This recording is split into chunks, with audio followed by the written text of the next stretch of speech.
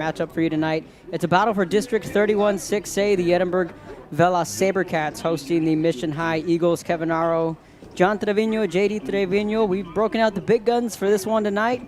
We got a special treat for you tonight. But before, we have a special message from ECISD.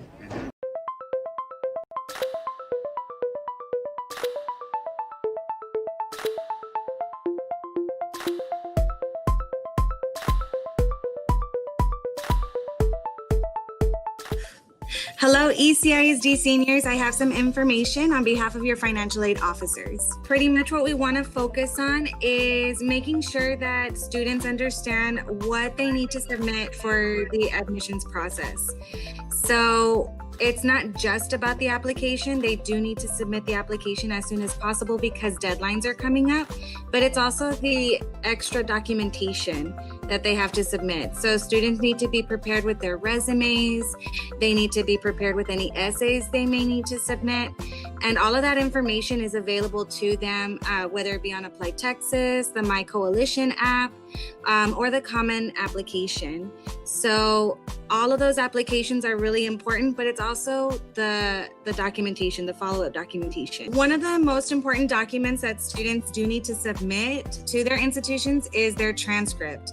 In order to submit their transcript, there are different methods at each high school. So at Edinburg High, for example, the students can actually submit their request on the financial aid office website. At the other high schools, they would need to call their registrar's office directly. But that is one of the most important documents that students do need to submit. Another thing is for students to know that a lot of the institutions are actually waiving the need for an ACT or SAT exam. Can the students still test? Absolutely, but it's not mandatory. So they do need to be prepared. If they are not submitting these tests, they may need to submit other documentation like essays or letters of recommendation. For seniors, if you do have any other questions, if you want more information, please contact your financial aid office. So that way we can go ahead and provide you with any information that you do need.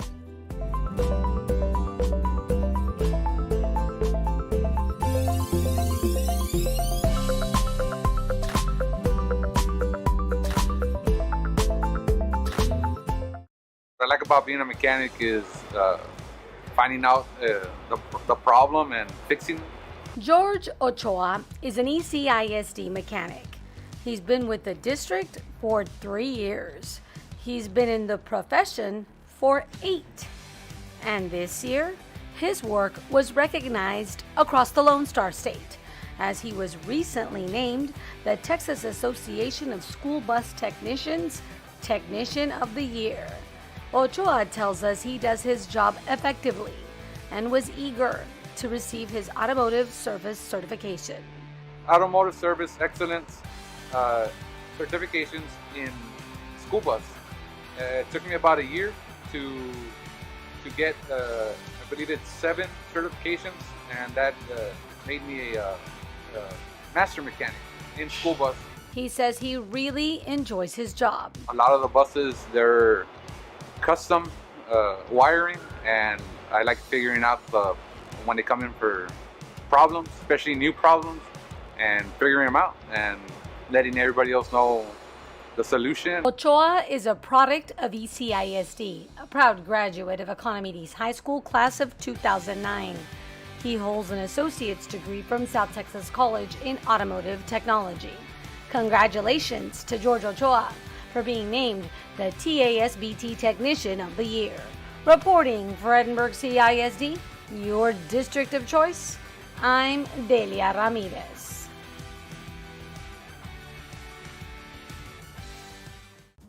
Recently, the Texas Art Education Association selected several Edinburg CISD students' artwork to be part of the Texas Art Education Association virtual TASA-TASB exhibit. Hello, my name is Nelinda Villarreal, and I am the Fine Arts Director here for Edinburg Consolidated Independent School District. I'm here because we want to congratulate 8 students, middle school and high school, whose artwork was selected to be exhibited at the TAEA virtual TASA-TASB conference. The exhibit showcased pre-K through 12th grade works of art from across the state of Texas. 66 school districts were represented at the Texas Association of School Administrators and Texas Association of School Boards virtual conference. The exhibition was displayed virtually throughout the convention September 30th through October the 2nd of this year. The level of student and teacher achievement evidenced in this exhibition is a direct reflection of our leadership as administrators and as school board members. Your support of the arts is greatly appreciated. Your cooperative efforts make this exhibition possible. And to highlight and showcase the amount of artistic skill our students behold in the virtual arts. Once again, I would like to congratulate all of our art students and their teachers for all of the hard work that they have done this year. Here's a longer look at the artwork selected for this special exhibit.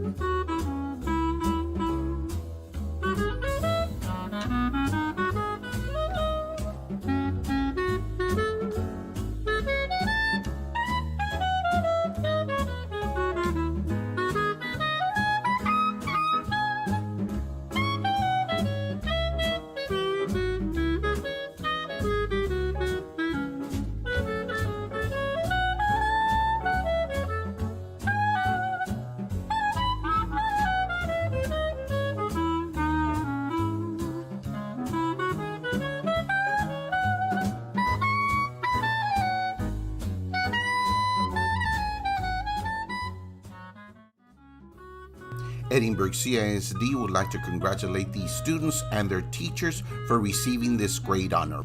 I'm Martin Torres for Edinburg CISD, your district of choice. My dad used to be a bus driver when he was in high school. My grandpa was a shop mechanic for 25 years. So basically it's, like in the family. Melinda Alarcon has been an ECISD bus driver for almost 20 years. We're told when she first started, there was only a handful of female drivers. Alarcon was recently named the Property Casualty Alliance of Texas Bus Driver of the Year. She tells us it was a total surprise. I had no clue I was even, on the list for anybody to nominate me. It makes me feel really good, all these years that I've, been here every day helping out. She says she really likes her job. I've done most of the same route for the past more than about 10 years. I used to drive in for Jaguars, but then I moved to Bobcats. Alarcon described what she enjoys about being a bus driver in a normal school year. What I like about my job is picking up the kids every day, and they're ready in school on time and able to learn. Currently, the longtime bus driver is assisting with other duties. My duty right now is to do the meals, Meal on Wheels. And then from there, I come back to Betts Elementary and I help out the teachers with whatever they need delivered, books, hotspots, Chromebooks, materials. Alarcon explained that the students make her day, and that's why her job is so fun. Congratulations to Melinda Alarcon for being named the PCAT Bus Driver of the Year. Reporting for Edinburg CISD, your district of choice, I'm Delia Ramirez.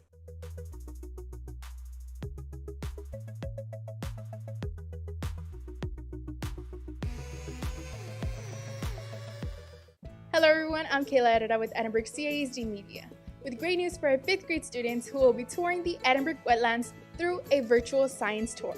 Let's take a look. Usually the students go to the wetlands physically and they get to experience all of the hands-on learning activities for science. But this year we're going to continue with the activities, but we're going to continue virtually. The students will be able to view the virtual field trips from the wetlands from home, and we're very excited in giving them that opportunity. Despite the situation that we're in, they're going to continue learning their science. The teachers will be able to have access to the 6 pre-recorded videos, which are their lessons. They will be able to have open discussions with their students. we have the introduction to the program, which would be week 1. Our week 2 would be soil formation and types. Week 3, setting up a field investigation. Week 4, soil, plant, and wildlife field investigation. Week 5, runoff and erosion. And of course, we'll conclude with week 6 with wrapping up all of the pre-recorded lessons and all of the conclusion. This activity has been in place for 17 years. And we certainly didn't want to discontinue from using it because of the pandemic. We still found ways. We had multiple conversations, multiple planning sessions with Veronica Guzman from the wetlands so that we can continue providing the support and the learning for our students in the science. We surely did not want our students to miss out in any of the science activities. We do have our 31 campuses, and we're going to be having 2 clusters. We're going to start with cluster 1 from here until October, and then we're going to continue with cluster 2.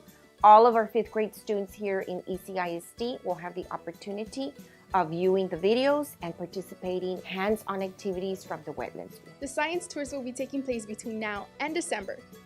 I'm Kayla Herrera reporting for Edinburg CASD, your district of choice. Hello everyone, I'm Romeo Cantu with Edinburg CISD Media. This week we welcome back 5th, 8th, and 12th graders to our schools as we continue our transition to on-campus instruction. Let's see how it's going. Hi, which one is it, the top or the bottom number? The top. Wonderful. The kids are learning all of the procedures. We've taken all of the safety precautions and measures in order to ensure all the safety on campus. The kids are very excited and very happy to be here. The responses that we've gotten from the parents is a sense of relief. Number 1, I think that they were ready to send their kids back for educational purposes, and they know that we're doing everything that we need in order to ensure that their kids are safe while they're here with us. As a parent, I feel very comfortable bringing my twin boys here. There's sanitation all over the place, throughout the campus. There are many opportunities to sanitize. There's social distancing. It's exciting because I do get to see my students that I kind of saw on the cameras before, but it was very different seeing them and with masks on. So I just welcomed them and greeted them and wished them a great day because there are lots of differences from last year. The parents, it's of course their decision to bring the kids to school or not. It's always their choice. I feel that if they do want to bring the students to the school, that we're doing the best we can here to keep them safe. I feel safe. You come in, they check your temperature, they write your name, then you come to the cafeteria and you just do your homework on the laptop. We do have a lot of precautions in place. As far as, there's parents are parents, they're their babies, they're going to be concerned. So I just want to let them know that we do have the precautions and we're doing everything we can to make sure that their child is safe. We do understand that it's a very difficult time right now. It's great seeing these students back on our campuses. I'm Romeo Cantu reporting for Edinburg CISD, your district of choice.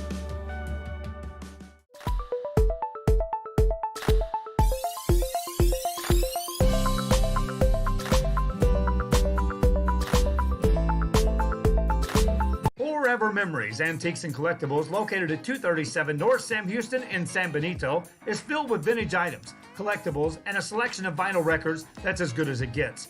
Every shelf, every aisle, and table is filled daily by a number of vendors that ensures that something here just might be the item you have to have. The vinyl record area helps bring an added atmosphere that makes for the fun trip when stepping back in time with the memories. Forever Memories, Antiques and Collectibles in San Benito.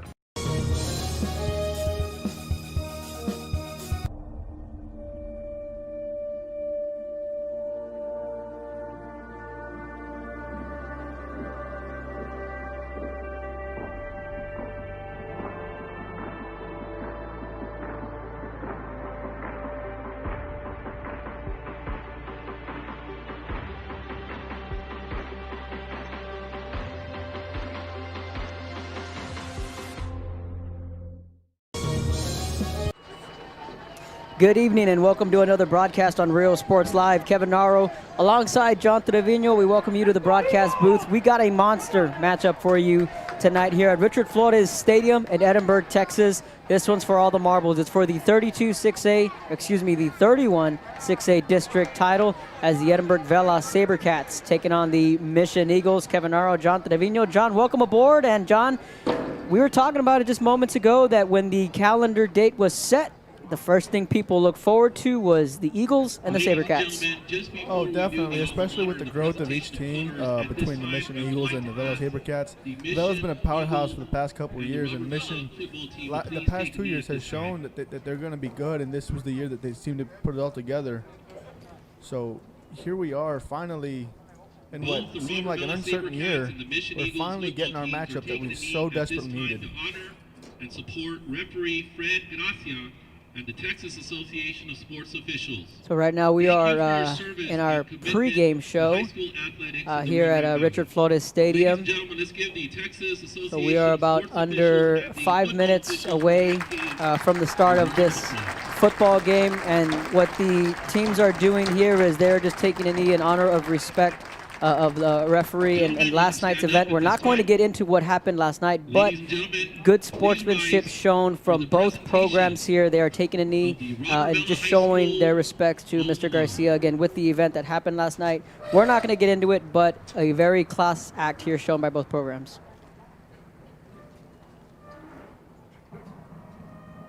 So we are about 3:13 away from kickoff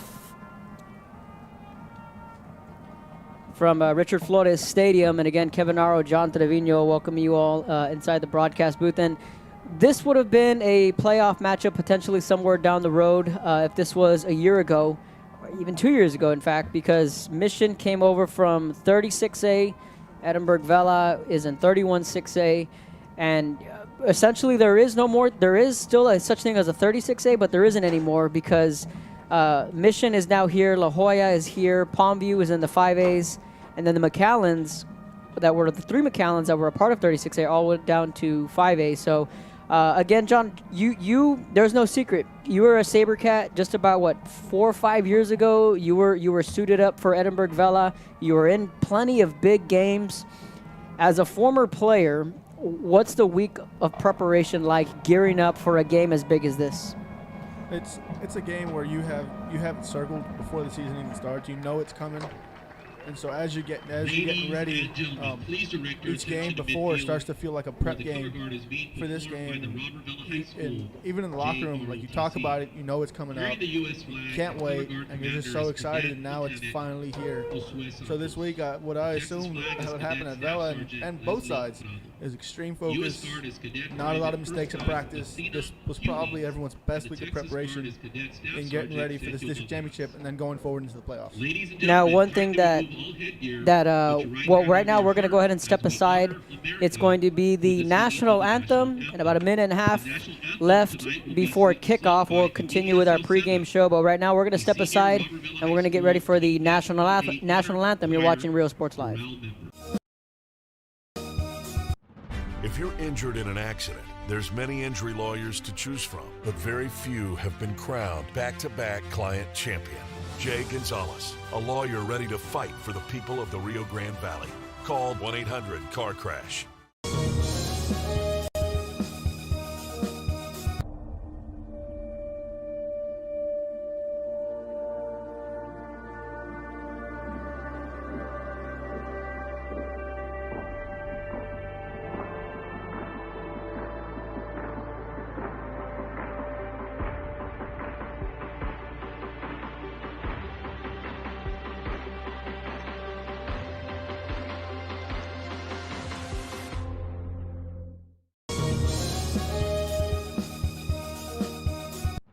If you're injured in an accident, there's many injury lawyers to choose from, but very few have been crowned back-to-back client champion.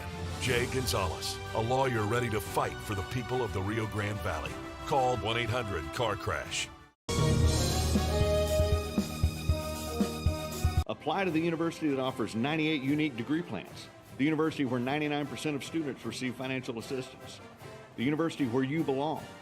Apply to Texas A&M University Kingsville today.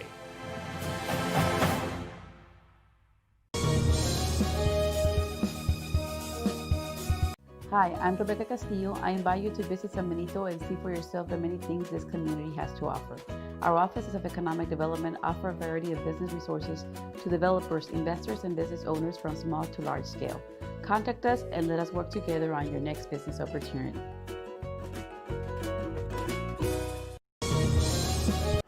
And welcome back to the broadcast booth. Again, Kevin Narro, John Trevino. We were just talking just moments ago. Right now, we're getting set for kickoff. Both teams are getting ready to run out onto the field. So, John, we were talking about the mystique of the big game. You know, the interesting thing that you and I were talking about when we're checking off the boxes, we're going to see two of the top gunslingers in the Rio Grande Valley, and Jeremy Duran and AJ Soteo at the quarterback position. But John, as a former player and a linebacker, the X's and O's, what are you looking for on the position battles for these two teams? It's going to be offensive line and D-line. Both teams have very strong offensive lines and very strong defensive lines. So whoever's going to win the matchups there will probably control most of this game. The Mission Eagles taking the field. They're in the white uniforms. I like that silver trim they got there on their helmet. The Edinburg Vela Sabercats in an all-black uniform is, again, the junior quarterback Jeremy Duran taking the field. John, he's got a chance to write some history here tonight. He can become the third quarterback to lead a Mission team to an unbeaten season and in a district season. And by the way, his head coach, Coy Detmer, a guy people are quite familiar with. Yeah, so Jeremy's in his junior year leading this team. So I'm very excited for him going forward. But right now we talk about the now and history leading up to this game.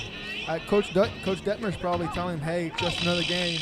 You're going to be okay. But in the back of Jeremy's mind and in the back of almost everyone's mind, that's the first thing that pops up, especially since the stat's been released, that he would be the first one to do it since Coach Detmer. And he's been the best quarterback since Coach Detmer to come out of his Mission program. Right, and we're talking about something is going to have to give tonight. The Edinburg Vela offense ranked third in 31-6A. Mission's offense ranked first. So you talk about the defensive line and the offensive line, the battle in the trenches. That's one thing that, hey, we're going to get excited to see. And you hear that? That's the sound of the stands. It's good to hear that because in this COVID era, John, you mentioned this is the biggest crowd we've seen in the COVID era. So, hey, I'm fired up. You're fired up.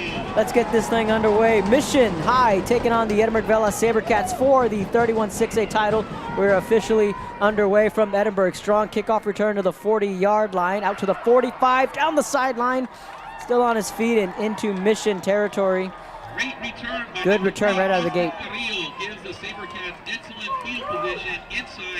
So Vela's going to have less than 50 yards to go. They're going to have about 45, I believe. And with this high-powered offense, I wouldn't doubt if they take a shot early, especially trying to prove this Mission defense, hey, we can go deep on you if we want to. Right, and we're talking about two receiving cores that are arguably two of the deepest receiving cores that we will see. Justin Vega is going to be AJ Soteo's best friend here tonight.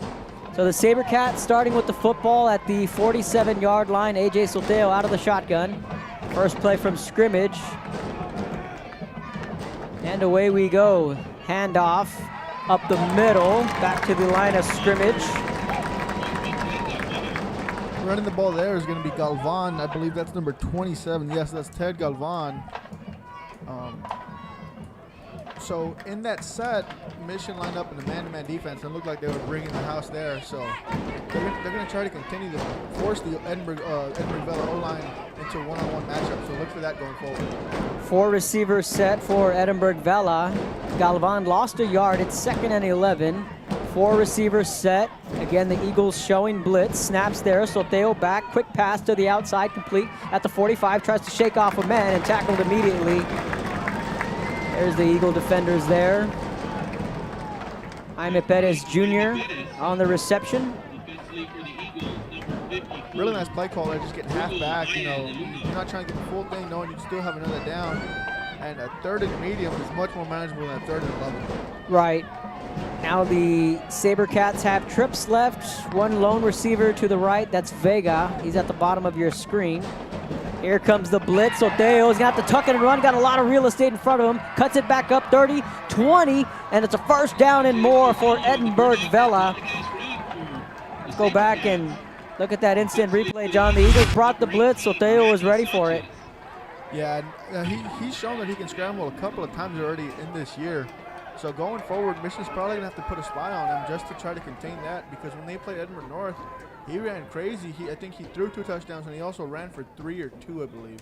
Yeah, we just looked at the instant replay there, and again, he had the awareness to pick up the blitz and call his own number. Trips left, hand off to the left side. That's a stretch run, and a penalty flag comes flying in. He's going to take this one all the way down into the end zone for the touchdown, but John, I think this one's coming back. It's in the area of a hold. It was thrown almost right away, so it's either an offsides or illegal formation on the offense.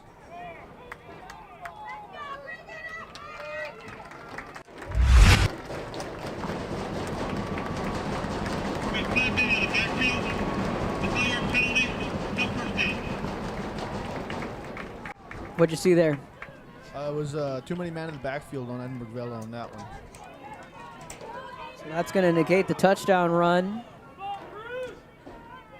Wow, that negated the run. I promise you that Vela offensive line is really saying, hey, these guys on a run like that, especially when you're on your backup running back, and he's giving you effort like that, it looks like it could be a good night for the Sabercats on offense. Vela out of the gun. Soteo rolling out to his right. Quick pass, complete again at the 20, then tackled immediately. Right now, this Mission defense is doing a good job on making the tackles. Saldana Castañeda on the tackle.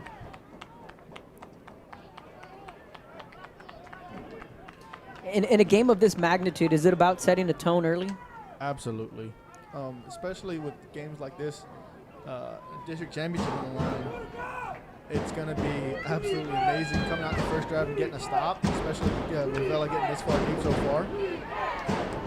They bring the house, quick screen. That's going to be complete, and a big hit on the far side of the field. Edinburg Vela, not much running room there.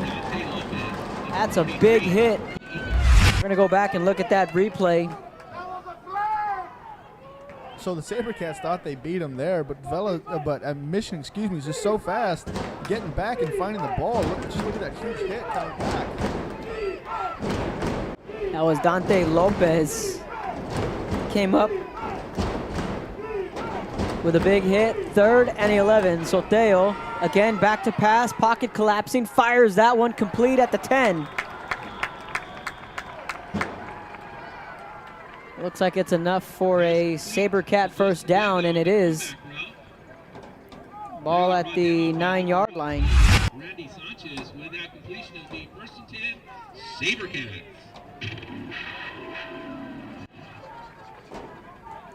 Now the Sabercats in business. They converted on a big 3rd down. Fresh set of downs here for the Sabercats. 2-back set for Soteo. And it'll be an RPO, slant over the middle, and it's incomplete. Nice job by Mission on first down, especially there. It looked like Mission was ready for the stretch and the pass there. So just a good job by the corner containing his alignment and making the quarterback throw it away there.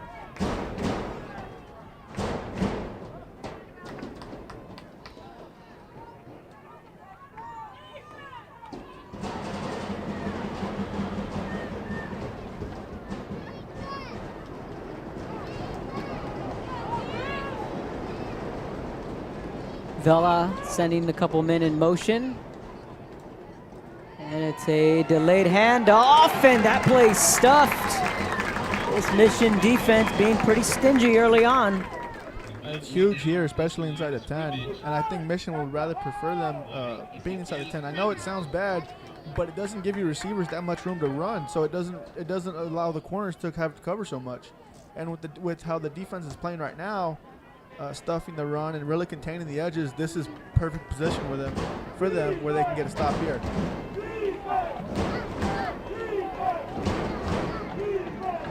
Now it's 3rd and 11.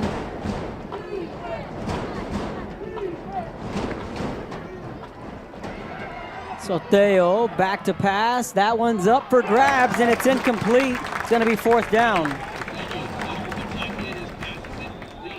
So we have a flag on the play as well, and that looks like it'll be holding on Vela, so that might just push him back, or they'll force Vela to kick the field goal here.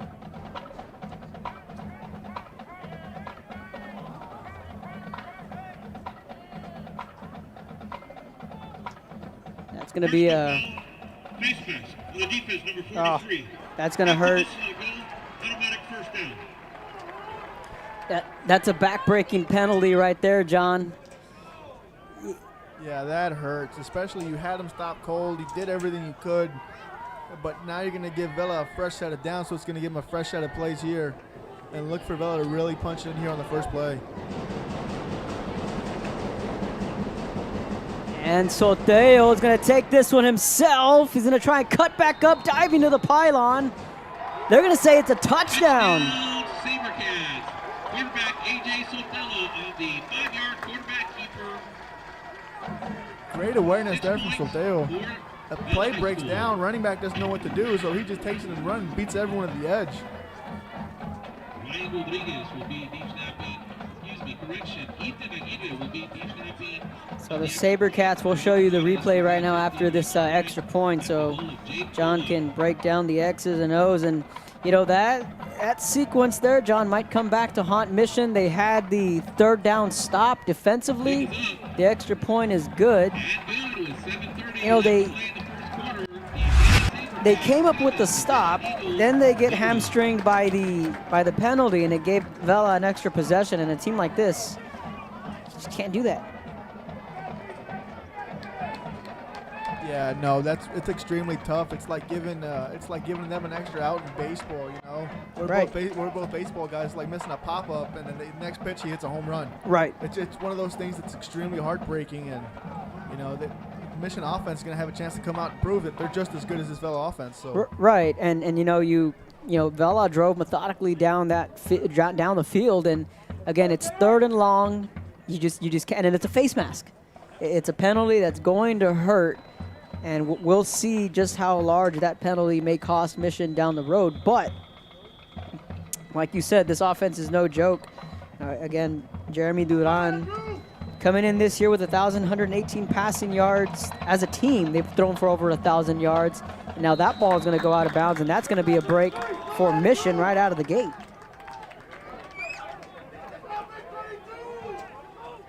So go ahead. So Vela trying to pooch kick there, but Mission playing it smart, noticing the rotation of the ball and where it's going to bounce. Vela's going to catch an unfortunate break, but Mission's going to take it with open hands here. We got a kick out of bounds. Offense decided to take the ball on the 30-yard line. So we talked about what Edinburg Vela can do on offense with Justin Vega. Now you're looking at the flip side with Jose Cortez, who's Jeremy Duran's #1 target. Here comes that Mission offense, led by Duran. He comes out under center, quick drop back, and that's going to be incomplete. Incomplete pass. I like the play call. I wish it would have worked out because it looked like he had some room in front of him. Especially in a big game like this, you're expecting him to go deep. Why not hit him with a pop pass? And it's going to give it. That would have given him about 5 to 6 yards there. It would have set him up nice on 2nd down. We're looking at 3 of the top 5 receivers in yards in this district here tonight on this field. And Cortez is the district leader. Duran out of the shotgun. Hands this one off, and that play gets stuffed. That's going to be number 99, Jake Duffner, the sophomore. Makes a huge play in the backfield. He just blew everything up. He blew up his guard that was in front of him and made the tackle in the backfield. Really nice play by the young sophomore. So we have it up on the split screen right now as Edinburg Vela's defense making an early statement.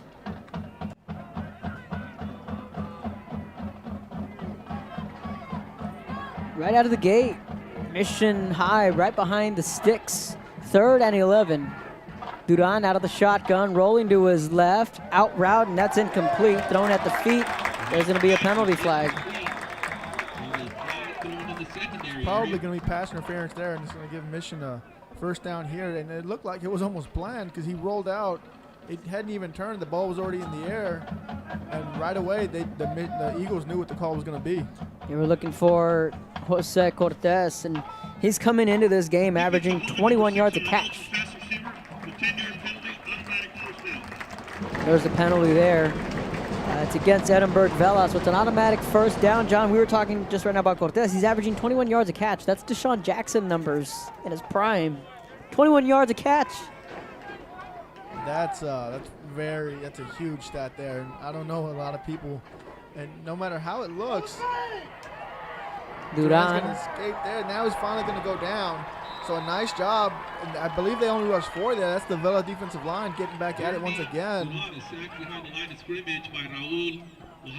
He was looking deep for Jose Cortez, and it was good coverage there in the secondary from Matthew Luna, who happens to be Eddie Luna's younger brother, Eddie Money.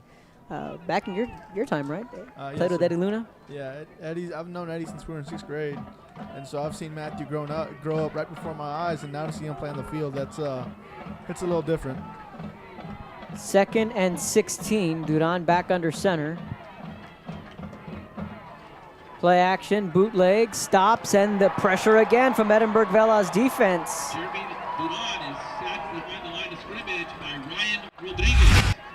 Back-to-back plays, this Sabercat defense applying the pressure. This is the matchup you talked about, the offensive line and the defensive line, battle in the trenches. Mission's not panicking here because they understand, hey, the first quarter, especially in a big game, everyone's going to play out like crazy. So they're not panicking. They're going to stick to the game plan here. They might cut a few plays. Like I believe they're going to cut that naked boot, especially after that loss. 3rd and a mile at their own 26, 5:20 in the opening quarter. Duran standing, has time. Deep ball for Cortez, and that's going to be incomplete. No flags on the field. And that's the matchup that a lot of people have been looking forward to. Ivan Mendoza. He had Cortez lined up one-on-one. Nice stop by the Sabercats defense, especially early in this game. So it's going to have 5:12 left in the first quarter. And with a good return here, that sets them up once again in really good field position. Let us know where you are tuning in from. We'll give you a shout out on the air. Plenty of fans tuning in.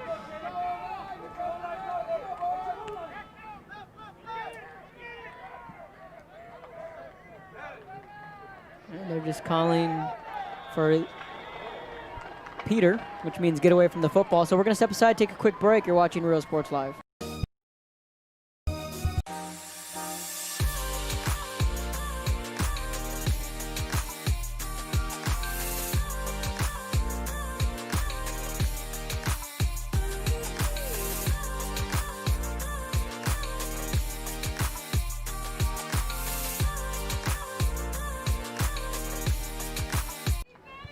Welcome back to Edinburg, Texas, Richard Flores Stadium on a nice, cool December night. Here comes the blitz. Soteo is going to have to get rid of it.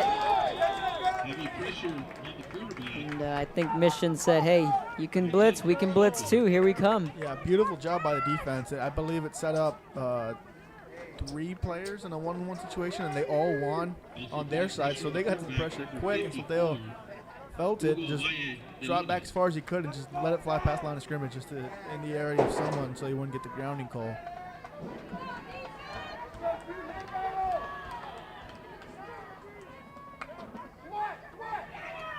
Pass over the top, and that's going to be a completed pass. That's probably going to be the storybook of this game, as Vela's made the adjustments after the first drive. I believe Mission will come out in their second drive, make those same adjustments. Everyone's going to be blitzing all night long. The middle of the field or the underneath route should be open if you can win your one-on-one matchups on the outside. So now it's 3rd and 7. Sabercats facing another 3rd down. Back to passes. Soteo comes the pressure. Down he goes. First sack of the night for the Mission Eagles defense. That's just another big play from Dante Lopez. Yeah, beautifully drawn out blitz here, especially with pressure. Vela looked like they got him in a situation where they wanted him to really sit back and let a developing play come about, but Mission said, no, thank you. We're running this blitz and we're getting home. They had one guy in the backfield. He stood him up, and 2 or 3 guys there to help him bring him down. So a beautiful job by the Mission defense. As a linebacker, doesn't that fire you up? Oh, yeah. Yeah, I know. I love getting my number called on blitzes. Oh, that's a loose football. Looks like the Sabercats recovered. First big turnover of the night, potentially. Vela saying they have it. Oh, this is going to be close, John. And it's going to be Vela ball. Huge turnover there on special teams. It's something Mission couldn't afford, especially so deep in their own territory. So the Mission defense gets a huge stop. They stop them cold. They force a 3 and out. And an unfortunate turnover on special teams. Usually after this, the offensive team will take a shot to the end zone. We'll see how they're going to manage their game plan here as Mission's defense stuffed them pretty well. They gained 1 pass, and after that it was back-to-back losses. We'll see how costly that turnover could be. Here comes the blitz again, and tackled immediately at the 20-yard line. That's just a play that you're going to chalk down, John, and you look back at the face mask, and then now you look back at the turnover on special teams, and right now those are just recipes for disaster. Yeah, that's 2 huge plays in the favor of the Vela Sabercats, and in a big game like this, it's usually going to be who makes the first mistake, and so far Mission's made 2. Hopefully the defense can come up, make a huge stop for them. Otherwise, Mission, I don't want to say they're going to be in trouble because they still get the ball at the half, but they'd have to answer with some sort of points here if Vela does score. So there's going to be a timeout on the field. We'll step aside and take a quick timeout up here. You're watching Real Sports Live. South Padre Island Golf Club. Come for a visit. Stay for a lifetime.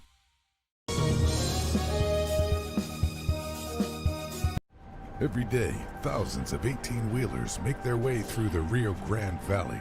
If you've been hit by an 18-wheeler, you need the J. Gonzalez Law Firm.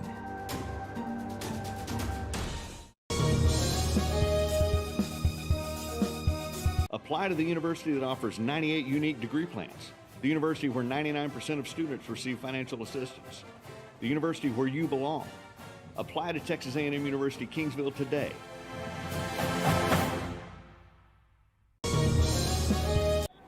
Welcome back to Real Sports Live. We have fans tuning in from San Antonio, fans tuning in from New York, fans tuning in from South Dakota even. You're fine. So fans tuning in from across the country and across the valley. I want to thank everyone for tuning in to Real Sports Live. It's a District 31 6A battle. This one's for all the marbles. Sotello, handoff. And again, this Mission defense coming up with another stop. This time it's Ivan Chavez on the tackle. Yeah, so a really good job by Mission there, really running. The defensive line doing a good job just running with the O-lineman, forcing the running back to cut back and having the linebackers be scot-free. And they'll make the tackle after a gain of 1, I believe. You know, and this is a stingy defense. The Eagles only allowing 128 total yards per game. So this is a defense that can really put the clamps down. So Othello back to pass. He's going to have that one-on-one shot. That's incomplete. So Othello taking his shot there. And yeah, so beautiful job by Mission once again. They forced a 3 and out, and then I believe that was another 3 and out after the turnover there.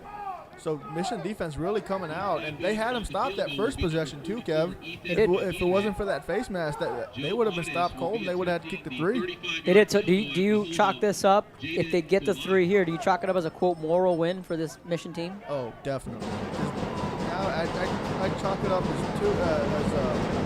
as a win going forward. That one's going to be up, and it is good. That one's going to go right between the uprights, so it's going to be Edinburg Vela 10, Mission 0. But yeah, no, definitely, it's a huge positive for the Mission defense. They stopped them twice already after on 2, 3 and outs. If it wasn't for that first drive, it'd be 3-0. Right, and so now the defense keeping the Mission Eagles in this game. It's 10-0. We're going to step aside, take a quick break. You're watching Real Sports Live. Hi fans, today's game is brought to you by New York Life. Best of luck to your team. And I'm Danielle Goslin, and I'm a partner with New York Life Insurance Company. For over 170 years, New York Life has built a reputation of developing the most successful professionals in the industry. We help to manage the process from day one and guide you on your way to success. If you're looking to challenge yourself and build an insurance and Welcome back to Richard Flores Stadium. Sabercats taking this one out, or excuse me, Mission taking this one out to the 25-yard line. Kevin Narro, John Trevino. We're here for the big game. And John, we had mentioned at the top of the broadcast that this is really the talk of the week. Really, you flip on social media and both teams were preparing for this football game. And again, the winner here will win the district title. Now, what we do know for the playoffs is that San Benito will play Mission. We do know that. Edinburg North will play Harlingen. Weslaco will play Vela. And then PSJ North will take on Brownsville Hanna. So these teams already know their opponents. It's just a matter of crowning a district champion. We'll do that here tonight. Duran, quick pass. That's complete at the 30-yard line.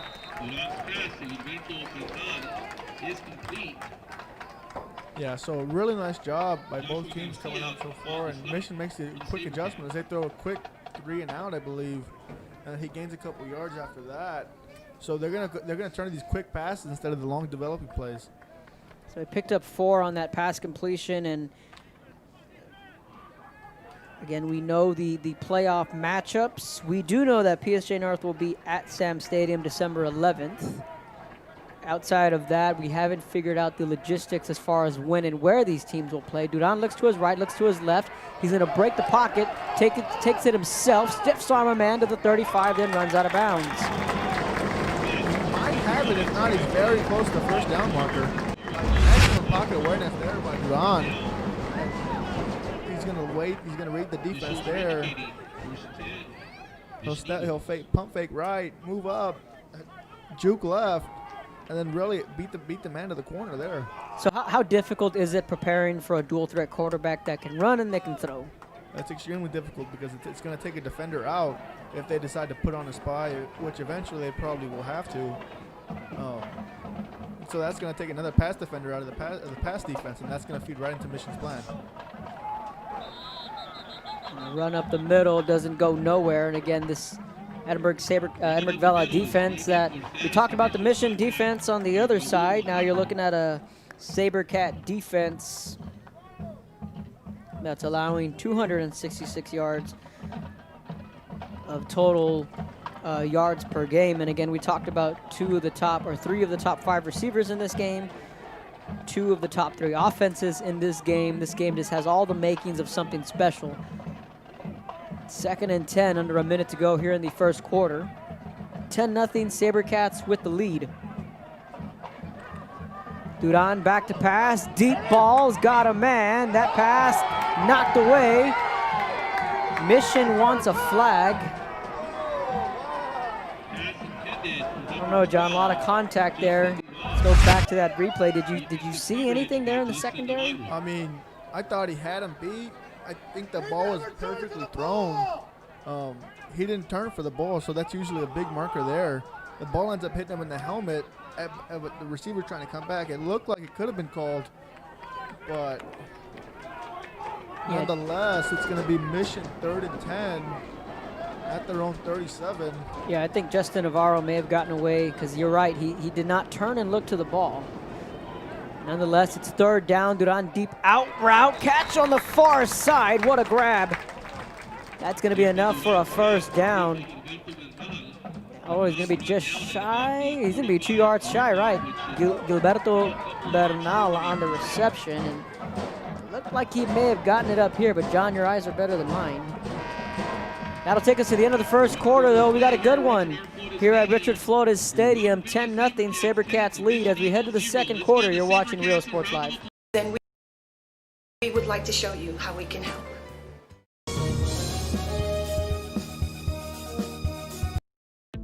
The Harlingen CISD elementary experience looks something like this. Let's see that again.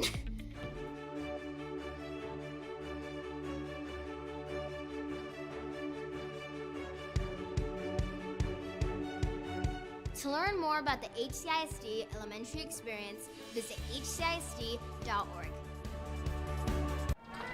Welcome back to Real Sports Live. 4th and 2 on the 45-yard line. Coach Detmer electing to send his punt team out.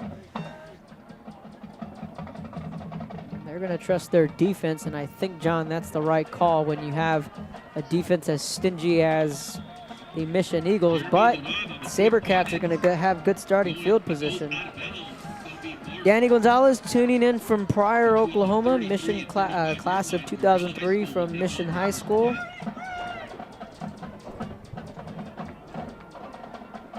A lot of fans chiming in. Yes, the Greyhounds will be taking on the Eagles. We do know that for sure, for the fan that was wondering. So, plenty of folks tuning in. Thank you for watching Real Sports Live on a beautiful Friday night in our hometown of Edinburg, Texas. Yeah, nice, cool December night. I wasn't too sure that I'd be seeing a Valley football game in December. So that should be uncatchable. I don't think that was catchable, John. I don't think so either. I think even if he had a full head of steam, I don't think he grabs that. That's let's call that one a questionable call. Yeah, I think the officials should pick up this flag, and I think that's what Mission is asking. I don't know. Still no call yet from the officials. Pass interference on the defense, number 19. The 15-yard penalty, automatic first down. I don't know about that one.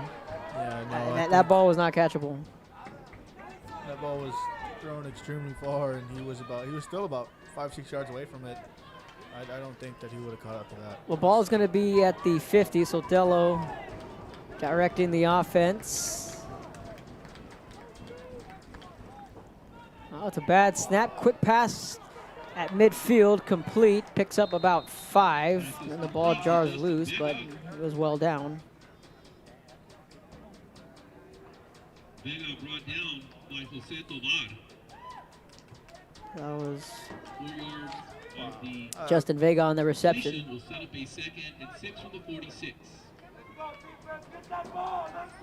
Vela ran that screen earlier, and I think eventually down the line they're going to go back to it. They threw a little pop pass there, and it kind of mimicked it. He ran for about 3 or 4 yards there before he got touched, so look for them to eventually find their way back to it.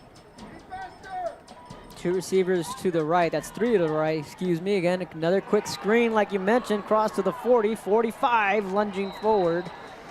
And the Sabercat offense picks up the first down, and they're on the move.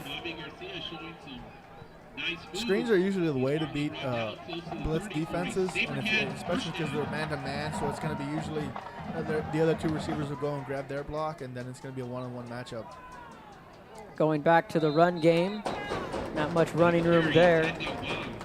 You know, another thing, too, that we've seen with these offenses is they like to set up the screen, then they'll fake the screen, then they'll go deep. At some point, they may try that. Oh, we'll probably see that in the second half. I think right now they're just trying to establish the rhythm on both sides because it's been pretty tough going for both offenses. Right now, this Mission defense trying to bail their offense out of a funk. It's just 10-0, still well in this ball game. So Dello back to pass. Here comes the blitz. Hit as he was thrown, and that pass is incomplete. And there are no flags on the field for roughing the passer. Yeah, I thought it was bang bang as soon as he released the ball. So good no call there. But Mission once again getting Vela on 3rd and long, so they're gonna have to turn to a long developing play. And with the way Mission's been playing defense, that hasn't gone too well for them. 10:07 stopped here in the first half. 3rd and 9, snaps there. Sotelo, here comes the blitz, steps up, fires that pass, tipped, and it's incomplete. Rather, it's a drop pass, something that you rarely see from this Vela offense.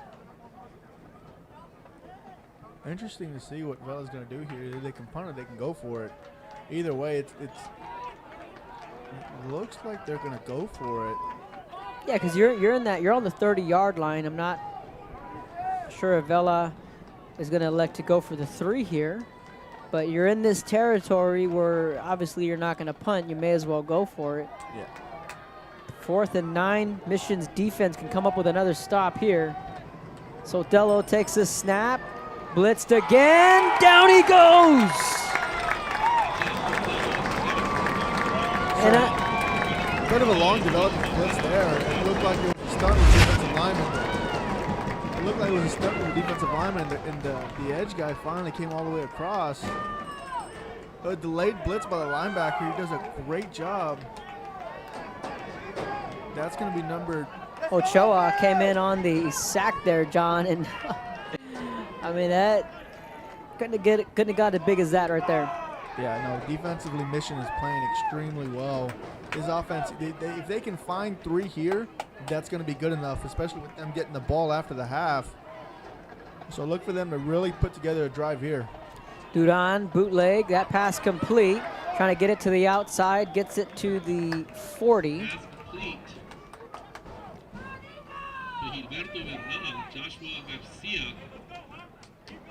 That was Gilberto Bernal on the reception. And both defenses look extremely fast here in this first half. As every time a screen's thrown, you see all defensive linemen, all linebackers just running, chasing the ball down, not really allowing any big plays so far.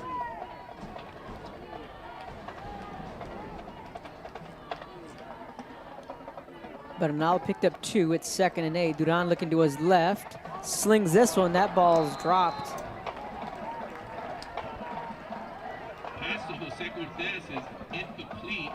So it's going to be set up a 3rd and 8 here for the Mission Eagles. They're going to need some time here to give the Duran time to throw and let the routes develop. But both defenses coming out playing extremely stingy. And look, this is going to be a huge one for Mission because they really need to get this first down and continue this drive. They don't want to go ahead and punt one more time and put the pressure once again on their defense. So they really need this one here. 3rd and 8. Duran. One out to his right. That's incomplete. Looked like Bernal may have lost his footing, John. Yeah, no, he slipped coming out of that route, and usually that looked like it was a straight up timing route. So any slip like that's going to throw everything off there. Yeah, fans are wanting a flag, but you're right. Bernal just lost his footing. Yeah, that's what that was. And the thing is that Bernal is not arguing the non-call. That's normally an indication on, well, it was my bad. Low snap, and now the Sabercat defense comes up with a stop of their own. It's going to take a Sabercat bounce to the 30-yard line. So with 8:55 left in this one, the Sabercat offense, they're going to come back out onto the field. They have a 10-0 lead. Kevin Narro, John Trevino. John, right now, what are you seeing so far as the schemes go? Are these two teams just kind of playing a little chess match right now, a little cat and mouse game? 100%. If it wasn't for that first drive from Vela, it'd be 3-0. They had them stopped, so it might have been 6-0. But both teams just in a defensive battle right now, and they're trying to find out which one's going to break first. And that's one thing we mentioned was something was going to have to give because 2 of the stingiest defenses in the district and in the Valley, 2 of the more high-powered offenses in the Valley and in the district, 1 and 2, locking horns here. Sotelo out of the shotgun, delayed handoff. Big hole, cutting it back up. Biggest run of the night so far for Vela. Bouncing to the outside of the 45 midfield. First down and more for the Edinburg Vela Sabercats. Ted Galvan on the carry. Yeah, so a nice job by the Vela line there. Really understanding these guys will run with you. So now they told the running back, hey, cut it back. We're going to push him as far as we can, and the holes will be there. So now he's going to find the hole and break back to the right, and he's going to have a huge hole there, and he'll gain him about 20 yards on the carry. That's a big first down. Really the longest run of the night for Ted Galvan.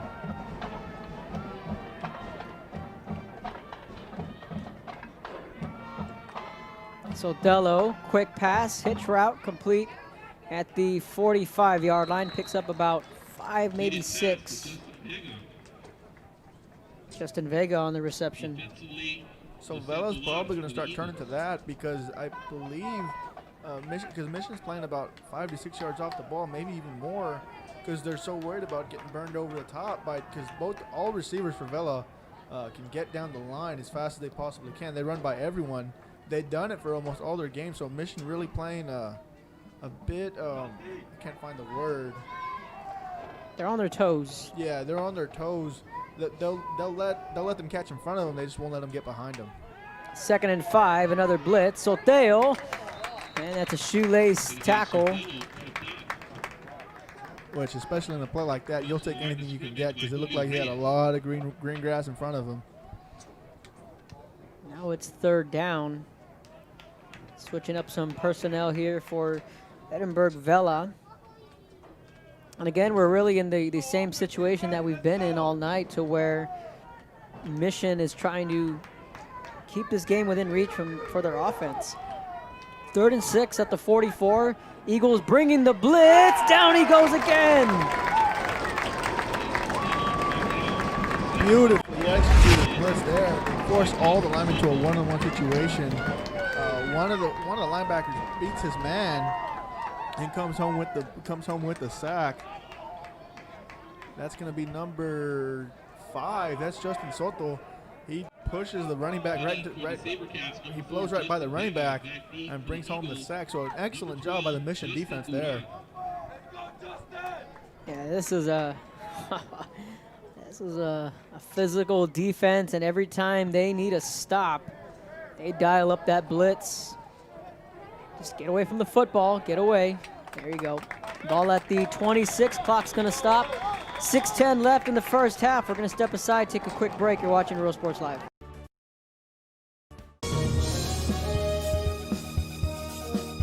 When in Port Mansfield, be sure to stop in Laguna Madre Baits, the home of Laguna Girl 1 and 2.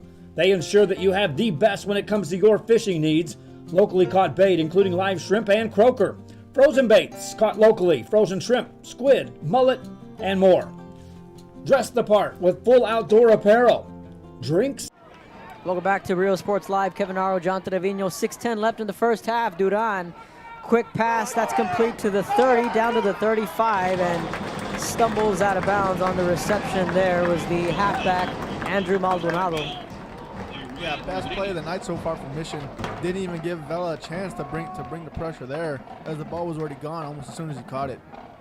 Now the clock's going to stop. 6:04, and an offense that can quickly get going if you dare them to. But right now, this Sabercat defense has put together some pretty good plays defensively, and right now they're going to audible.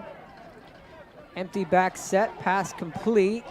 The 40-yard line, lunging forward. Looks like he got enough for the first down, and he did. It's going to be a first down for the Eagles. Damian Cortez.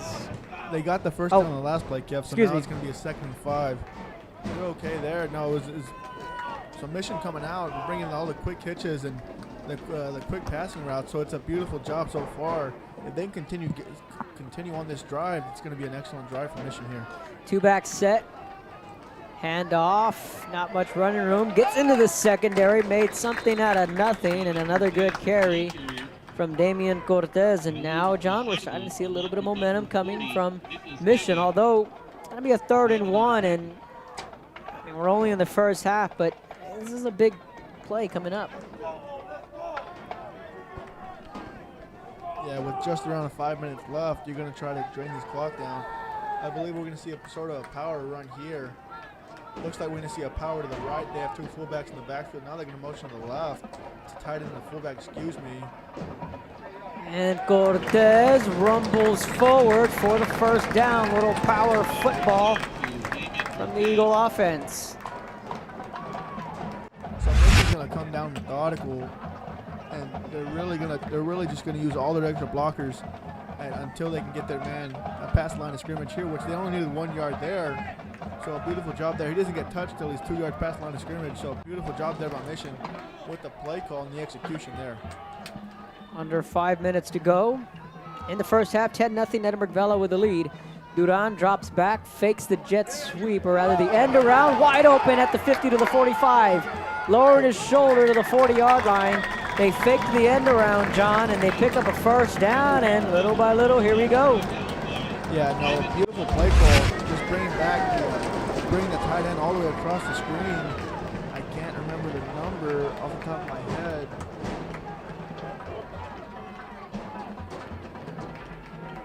Still didn't pick it up there. Sorry for that. That looked like it was number 22. That's Andrew Maldonado doing a beautiful job. Right now we're going to have a quick shooting screen. He's going to break loose. But he's got someone now. He's going to run down the sideline. He's finally get tackled inside the 20. Beautiful job by Mission. Now their offense starting to roll. So now we're finally starting to see this Mission offense come to life. Beautifully drawn up play and a one-on-one decision here. Quickly throws it off, gets the hitch, makes a tackler miss. That's going to be number 12. That's Justin Duran. I believe that's Jeremy's little brother. So now the Eagles are in business. Only trail by 10 on a couple of big plays, and a flag comes flying in. And this should be a delay of game or a false start.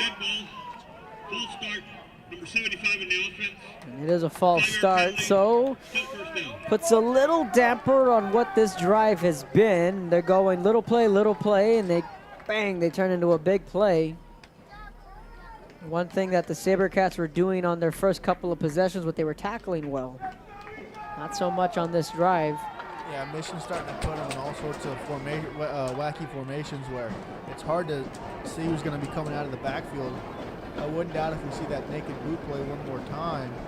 There's Duran, there it is. Play action, boot, Duran, down he goes, and a big sack from the Sabercat defense. Yeah, this time Vela covered that one extremely well. Looking back after the play, everyone was covered, and usually we have the tight end that comes across. He's usually wide open. He was covered there, so an excellent job by Vela adjusting on the fly. Yeah, that was Nelson Garcia, the man responsible for that sack. And you see these chain of events with the false start now leads to a sack. And while they say, well, yeah, but it's just a 5-yard penalty, but those plays can push you back just a little bit and change the schemes just a bit. So right now it's 2nd and 26.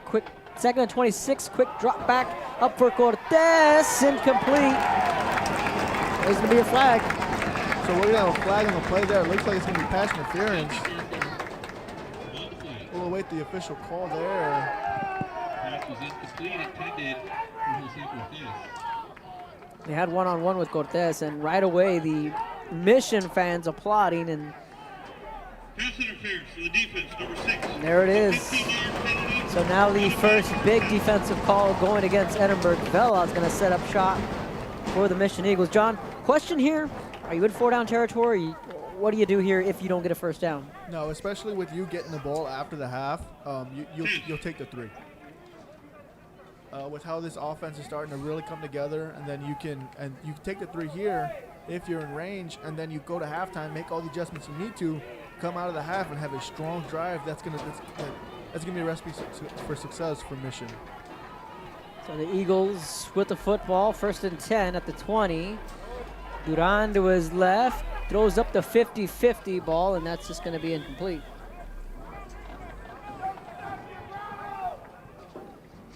Yeah, nice job there from the Vela defense to really stiffen up and hold them, be able to get a hold of everyone there. So here comes Mission, 2nd and 10 from their own 19. Really looking to punch one in here to gain all momentum going into the halftime. So it is 2nd and 10.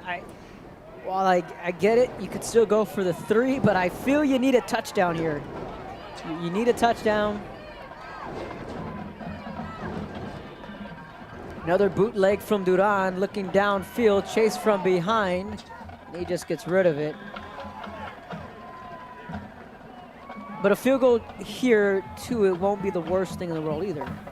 Yeah, no, field goal is your safety option, but of course, with any drive, you're trying to score a touchdown to get it back down to either to a three-point deficit.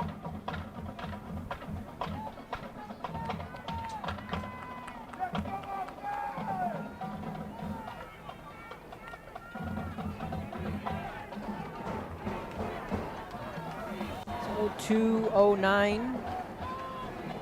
This clock adjusts here. Big 3rd and 10. Duran, quick out route. That's complete. Oh, well shy of the sticks. They're going to keep the clock running, and that was Andrew Maldonado on the reception. So I believe they're going to go for it here. They haven't ran anyone on or off the field.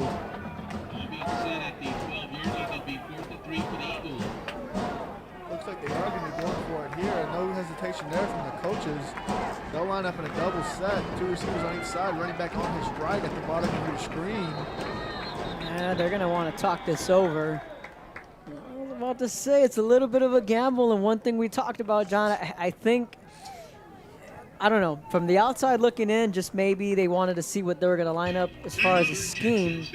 But this is a gamble here because, like you said, the safety net is you can kick this 3, and you're going to get the ball back to start the second half. But then I said you need a touchdown here because field goals aren't going to beat this team. The interesting thing here was that Vela called the timeout. I don't think they were expecting Mission to come out and line up in an offensive formation. So now I think they're talking it over, say, hey, this is their go-to plays in this situation. It's a 4th and 3 here, so 4th and short. So hey, be careful here. Look for the open man. No penalties. Don't do anything dumb. Let's get off the field here with a stop. Together, we are game changers. There was a minute 34 left in the first half. Decision time for Coach Corey Detmer. Fans tuning in from Birmingham, Alabama. Tuning in from the state of Arkansas.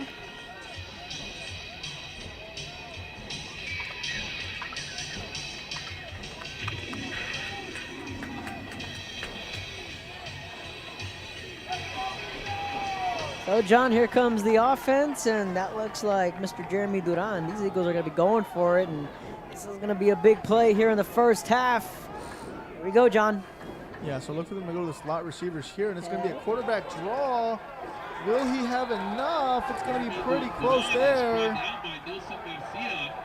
I don't think he got it, John. I think he was a couple yards short. Let's look at the replay. That is going to be a huge stop.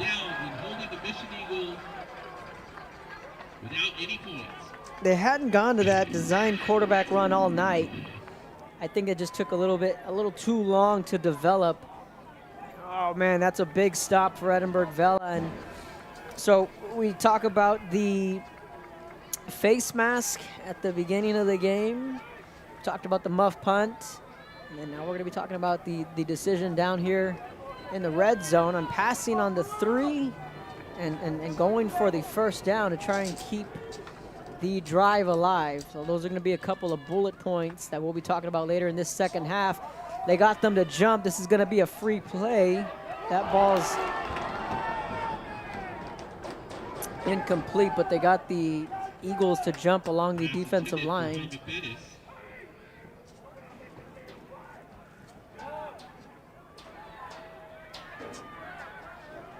This should be against Mission.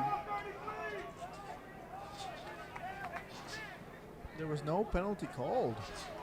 I think that's why the Mission coach was so animated here on the sideline, telling this corner he's got to cash that no matter what. Yeah, no penalty called. It's going to be 2nd and long here. They'll hand it off on a stretch play to the right. He had a hole, spins up the field. Now we have a late flag. It's probably in the area of a hold. So we'll wait to see the official call here.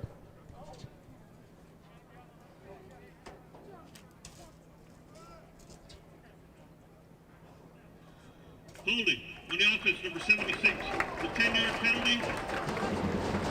2 second down. Half the distance. So now on the flip side, you can look at it, and you know, Mission has 3 timeouts. Well, the clock's going to start running, but you could come up with a stop here with Vela being deep in their own territory. You could potentially give your offense one more drive here before the half ends. Yeah, I'm a little surprised we didn't see a timeout there. As the clock's going to continue to roll down. So now Soteo is going to be out of the shotgun at his own 7. And another handoff to the right side, and again, that play goes nowhere. A good stop defensively, and there it is, John, the timeout. Coach Detmer there at the 5-yard line calling a timeout. So now you're looking at a 3rd and long. You call a timeout. You can come up with another stop here defensively, call another timeout, and, well, you can give your offense one more crack at it. It is what it looks like it's going to be. 45 seconds left in the first half. On the other side of the break, you're watching Real Sports Live. Groceries and fishing supplies for any need. Access by road or by boat. Look for the blue building and the blue shrimp boats, Laguna Madre Baits. 828 Westport Drive, Fort Mansfield, Texas. This game is brought to you in part by the Concession Stand in Santa Rosa, a locally owned business providing a terrific atmosphere before or after the games and supporting athletes of all ages. When you're in Santa Rosa, be sure to stop by the Concession Stand and choose from the wide assortment of goodies. An advertising partner with Real Sports Live is the Concession Stand.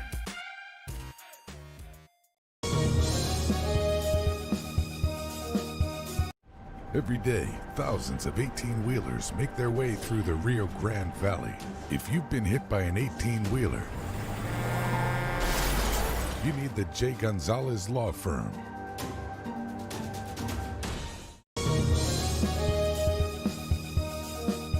Music lovers, you have to stop and see the assortment of records, tapes, and records memorabilia at Forever Memories today. Welcome back to Real Sports Live. Kevin Narro, John Trevino. I want to thank everyone for tuning in. 45 seconds left in the first half after the timeout. Sabercats with a football facing a 3rd and 3 at their own 7. Soteo. The Eagles are going to have 2 timeouts after this play. And it's a handoff, and again, not much running room, and the Eagles call the timeout. So now they're going to have 40 seconds left after it's all said and done, depending on the punt. They'll have between 30 and 40 seconds left with a timeout in their back pocket. Yeah, so right here you want to send the house to come in and block this punt, because even if you get them to miss kick it or shank it, you're still in a really good field position for the Mission Eagles. So some updated scores from around the RGV: Rio Grande City 22, San Antonio Southwest 14. That game in the second quarter. Oh, we got a shootout over at McAllen Veterans Stadium. That game being broadcasted on Real Sports Live. Joe Bowling with the call. And another district battle, that's Sherryland Pioneer and Mercedes. They're deadlocked at 28. That game as equal as this one, with these two teams fighting for a district title. Eddie Lee Marburger, Jeremy Duran,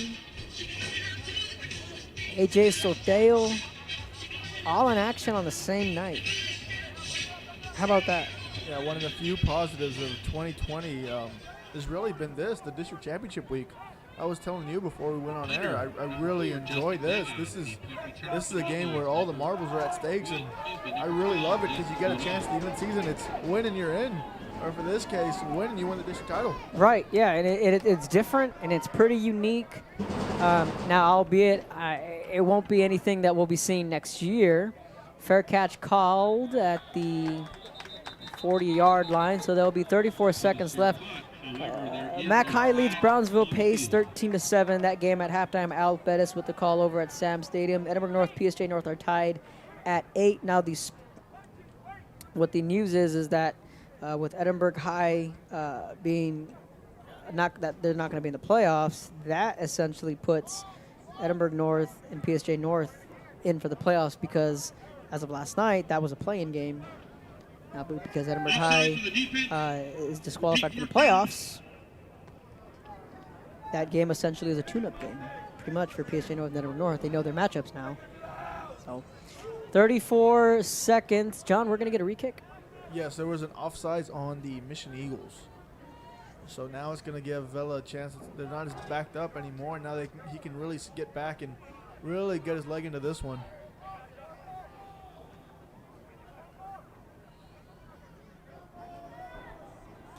So we'll do it again. 4th and 7 at their own 13. Snaps there, punts away. That one's gonna just hop out of bounds. 28 seconds left. John, right now you have 27 seconds. You have a timeout in your back pocket. Offensively, what are you looking for here? Look for a lot of timing routes. They've been running that rollout to the right or to any sideline they want. So after that punt, they gained about 10 yards of field position. So this punt really benefited Mission. Look for them to roll out to the left. We're going to have a timeout here. Yes, we're going to have a timeout on Vela. As I think they saw the same thing. As it looked like he was going to roll out left and hit number 1. That's Jose Cortez along the sideline, get out of bounds, burn about 3 to 5 seconds, and really just go down the field doing that. Because really all you need here is 3 points, especially when you're getting the ball at the half. You're in great field position. I believe you're at the 32. So, you know, this is a huge chance for Mission here. A huge opportunity is right. And John, talk about the environment and that it is December 4th. You had mentioned earlier that we're still playing football and it's a regular season game. We're looking across at the stands here, and this is the biggest crowd we've seen in our COVID season. It's good to see.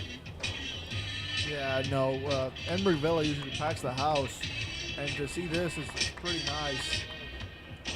There's no student section because in your time, that was arguably the loudest student section when it came to football games here at the time Cat Stadium, now renamed Richard Flores Stadium. But I mean, you know, this place could get packed at times, and tonight I can guarantee you this would have been a sold-out football game. Duran, quick pass, he's gonna go deep, ball caught into the end zone for the touchdown! What a huge play for Mission. They throw the one-on-one ball and he burns them there. That's number 2, that's Gilberto Bernal. A huge play for the Eagles.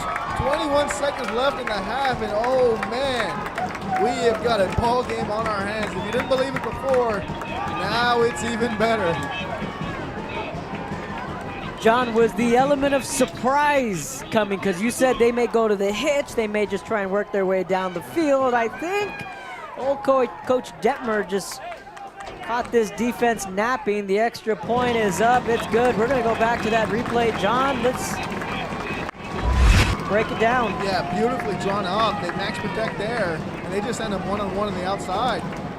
Kaiden goes for a route, but the running back picks up the open man. He throws up a 50-50 ball with a chance for the receiver to come back inside, and he does. Executed perfectly by Duran and the Eagles. So a beautiful drive to end the half, it seems. And 10-7 with 21 seconds left in the second quarter. You see, that's what happened. You know, they sucked the defense in and they got the one-on-one. And Gilberto Bernal just made the play of the game so far. And John, I just had the feeling that Edinburg Vela was kind of just sleepwalking there on that last play. Brought that element of surprise, and I didn't anticipate them going deep on the first play.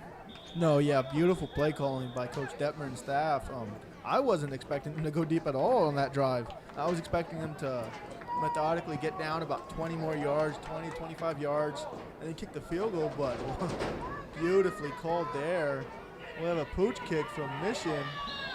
Fair caught at the 28, 27-yard line, so it's going to be Vela ball. I wouldn't doubt if we see a couple kneel downs, just take us to the half. See, what Damian Cortez does here, John, is he's been a factor. They've established that he can make plays. He runs the crossing route here, sucks the defense in. That set up the one-on-one. No, Beautiful play call for Mission. Now they have all the momentum going to the half. Yeah, that was a big touchdown. Soteo at his own 29. Vela doesn't have any timeouts left, so we'll see what they do here with 21 ticks. They're just going to hand this one off. And that should take us to halftime. Ted Galvan on the carry. There's no Pablo Rivera tonight, so that was one thing that the Sabercats had to deal with there without their leading back. So, John, we are headed to halftime, and we got a good one lined up for you in the second half. The Edinburg Vela Sabercats lead the Mission Eagles 10-7. We're going to step aside, take a quick break. You're watching Real Sports Live. Sam Houston in San Benito, Texas. There's over 10,000 records on display and more coming every day.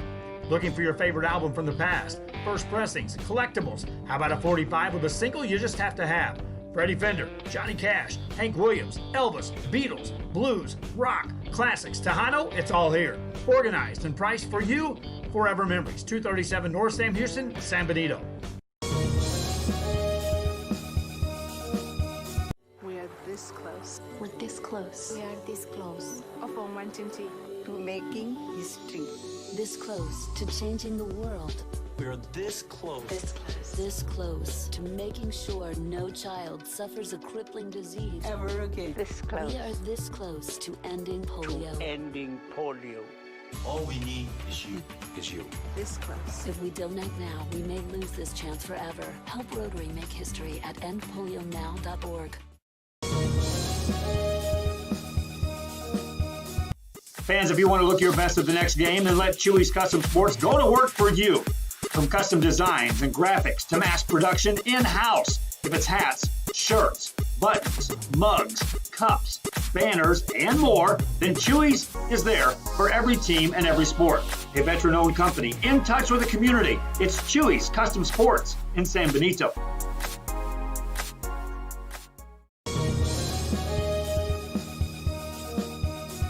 Sherryland ISD, a nationally recognized district focusing on quality and rigorous instruction where every child is immersed in a culture of academic success.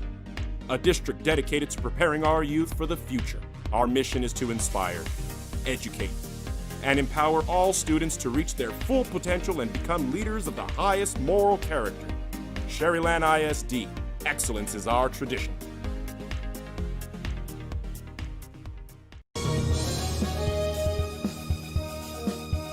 A Piece of Cake by Ibarras in Harlingen is a sweet stop for cakes, cookies, and pastries. The best in town for specialty cakes made to order. Sweetbread, cookies, pies, or how about cupcakes? At A Piece of Cake by Ibarras, try a Texas-style cinnamon roll, or how about some tamales? Wedding cakes, graduations, you dream it and they can make it. The best in town is A Piece of Cake by Ibarras in Harlingen.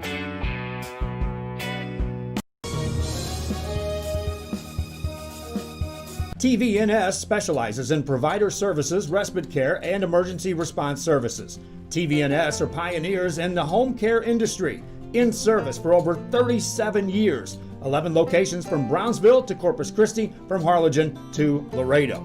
Today's game is sponsored by TVNS, the pioneers in serving our community with the highest quality in provider services. Apply to the university that offers 98 unique degree plans. The university where 99% of students receive financial assistance. The university where you belong. Apply to Texas A&M University Kingsville today.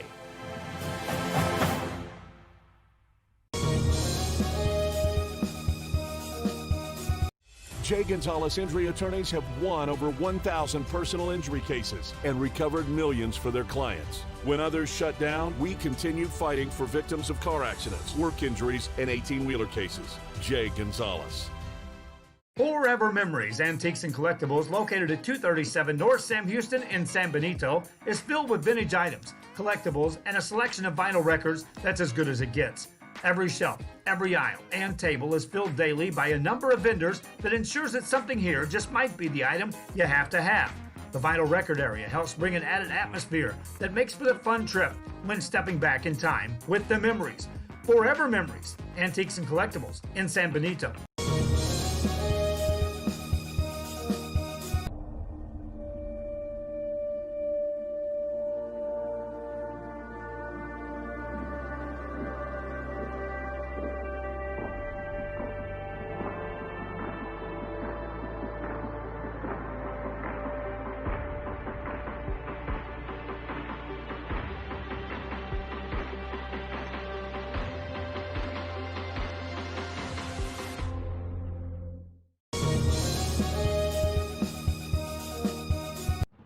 If you're injured in an accident, there's many injury lawyers to choose from, but very few have been crowned back-to-back client champion. Jay Gonzalez, a lawyer ready to fight for the people of the Rio Grande Valley. Call 1-800-CAR-CRASH.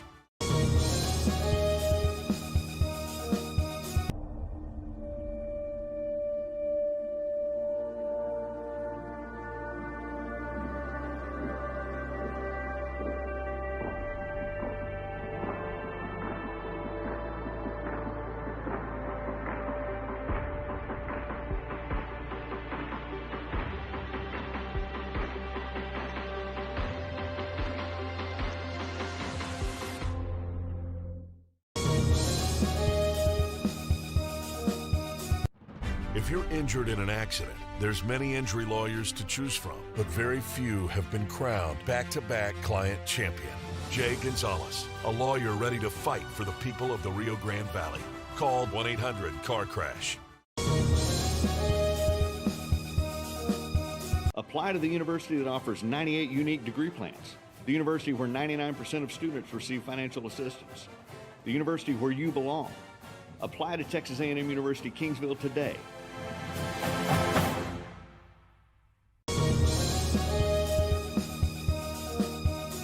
Hi, I'm Rebecca Castillo. I invite you to visit San Benito. Welcome back to Real Sports Live. Just real quick, we had the drill team perform. We're going to have the color guard and the band perform for Edinburg Vela. So we're going to step aside. We're going to let you enjoy that. When we come back, we're going to break down the first half highlights, and then John and I are going to crack down on what exactly went down in that first half. So enjoy the halftime festivities. You're watching Real Sports Live. Has to offer. Our offices of economic development offer a variety of business resources to developers, investors, and business owners from small to large scale. Contact us and let us work together on your next business opportunity.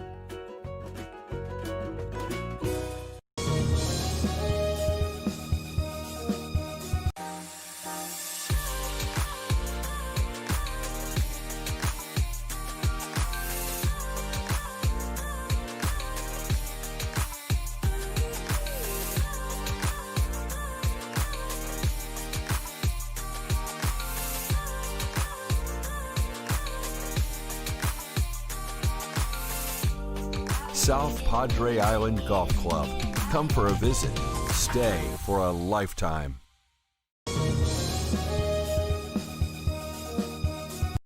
Every day, thousands of 18-wheelers make their way through the Rio Grande Valley.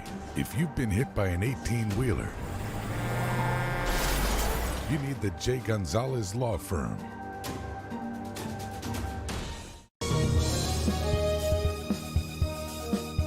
Apply to the university that offers 98 unique degree plans. The university where 99% of students receive financial assistance. The university where you belong. Apply to Texas A&M University Kingsville today.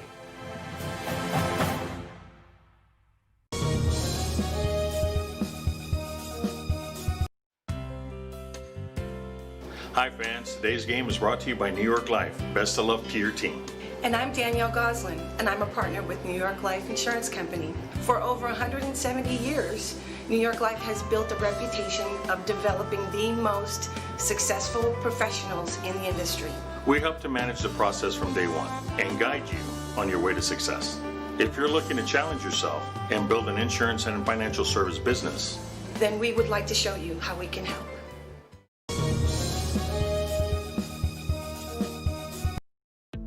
The Harlingen CISD elementary experience looks something like this. Let's see that again.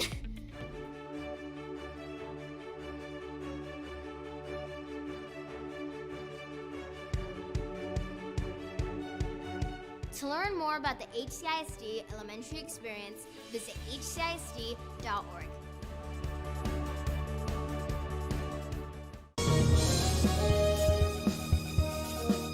When in Port Mansfield, be sure to stop in Laguna Madre Baits, the home of Laguna Girl 1 and 2. They ensure that you have the best when it comes to your fishing needs. Locally caught bait, including live shrimp and croaker. Frozen baits, caught locally, frozen shrimp, squid, mullet, and more. Dress the part with full outdoor apparel. Drinks, ice, snacks, groceries, and fishing supplies for any need. Access by road or by boat. Look for the blue building and the blue shrimp boats, Laguna Madre Baits. 828 Westport Drive, Port Mansfield, Texas. This game is brought to you in part by the Concession Stand in Santa Rosa, a locally owned business providing a terrific atmosphere before or after the games and supporting athletes of all ages. When you're in Santa Rosa, be sure to stop by the Concession Stand and choose from the wide assortment of goodies. An advertising partner with Rio Sports Live is the Concession Stand.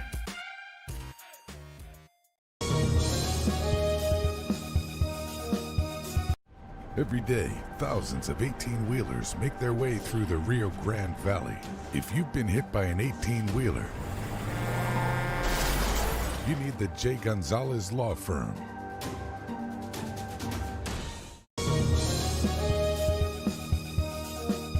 Music lovers, you have to stop and see the assortment of records, tapes, and records memorabilia at Forever Memories today. Located at 237 North Sam Houston in San Benito, Texas, there's over 10,000 records on display and more coming every day. Looking for your favorite album from the past, first pressings, collectibles? How about a 45 with a single you just have to have? Freddie Fender, Johnny Cash, Hank Williams, Elvis, Beatles, blues, rock, classics, Tejano, it's all here. Organized and priced for you. Forever Memories, 237 North Sam Houston, San Benito.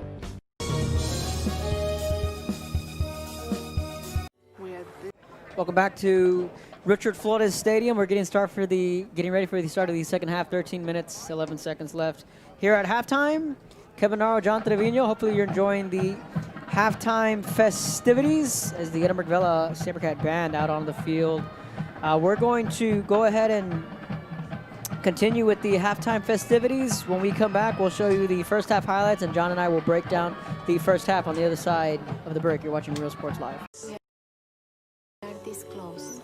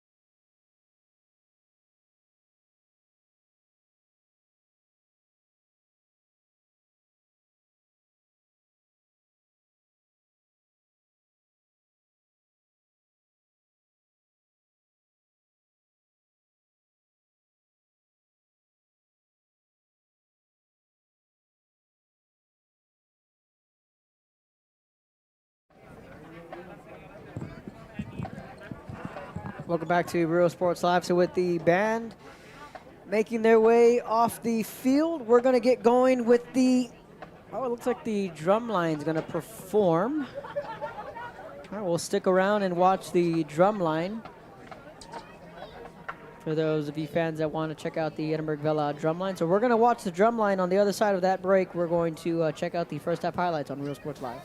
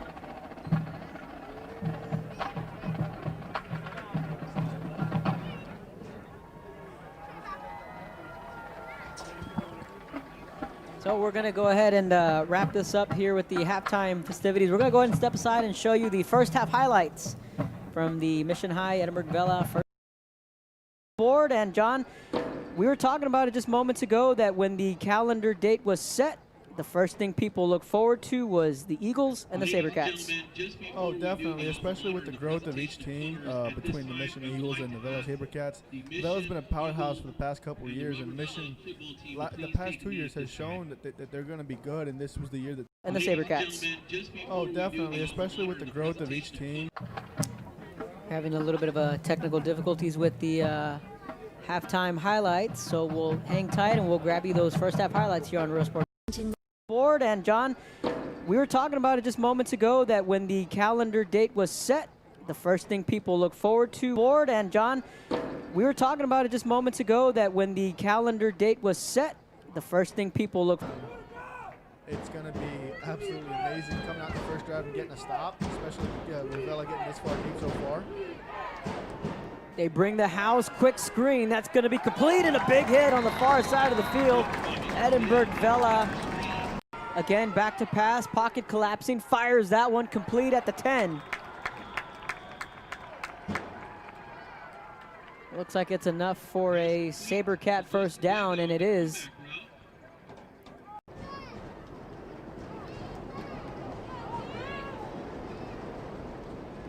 Vela sending the couple men in motion. And it's a delayed handoff, and that play's stuffed. This Mission defense being pretty stingy early on. It's huge here, especially inside the down, so it's going to give them a fresh set of plays here. And look for Vela to really punch it in here on the first play.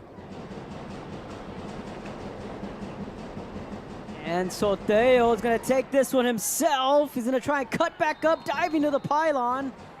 They're going to say it's a...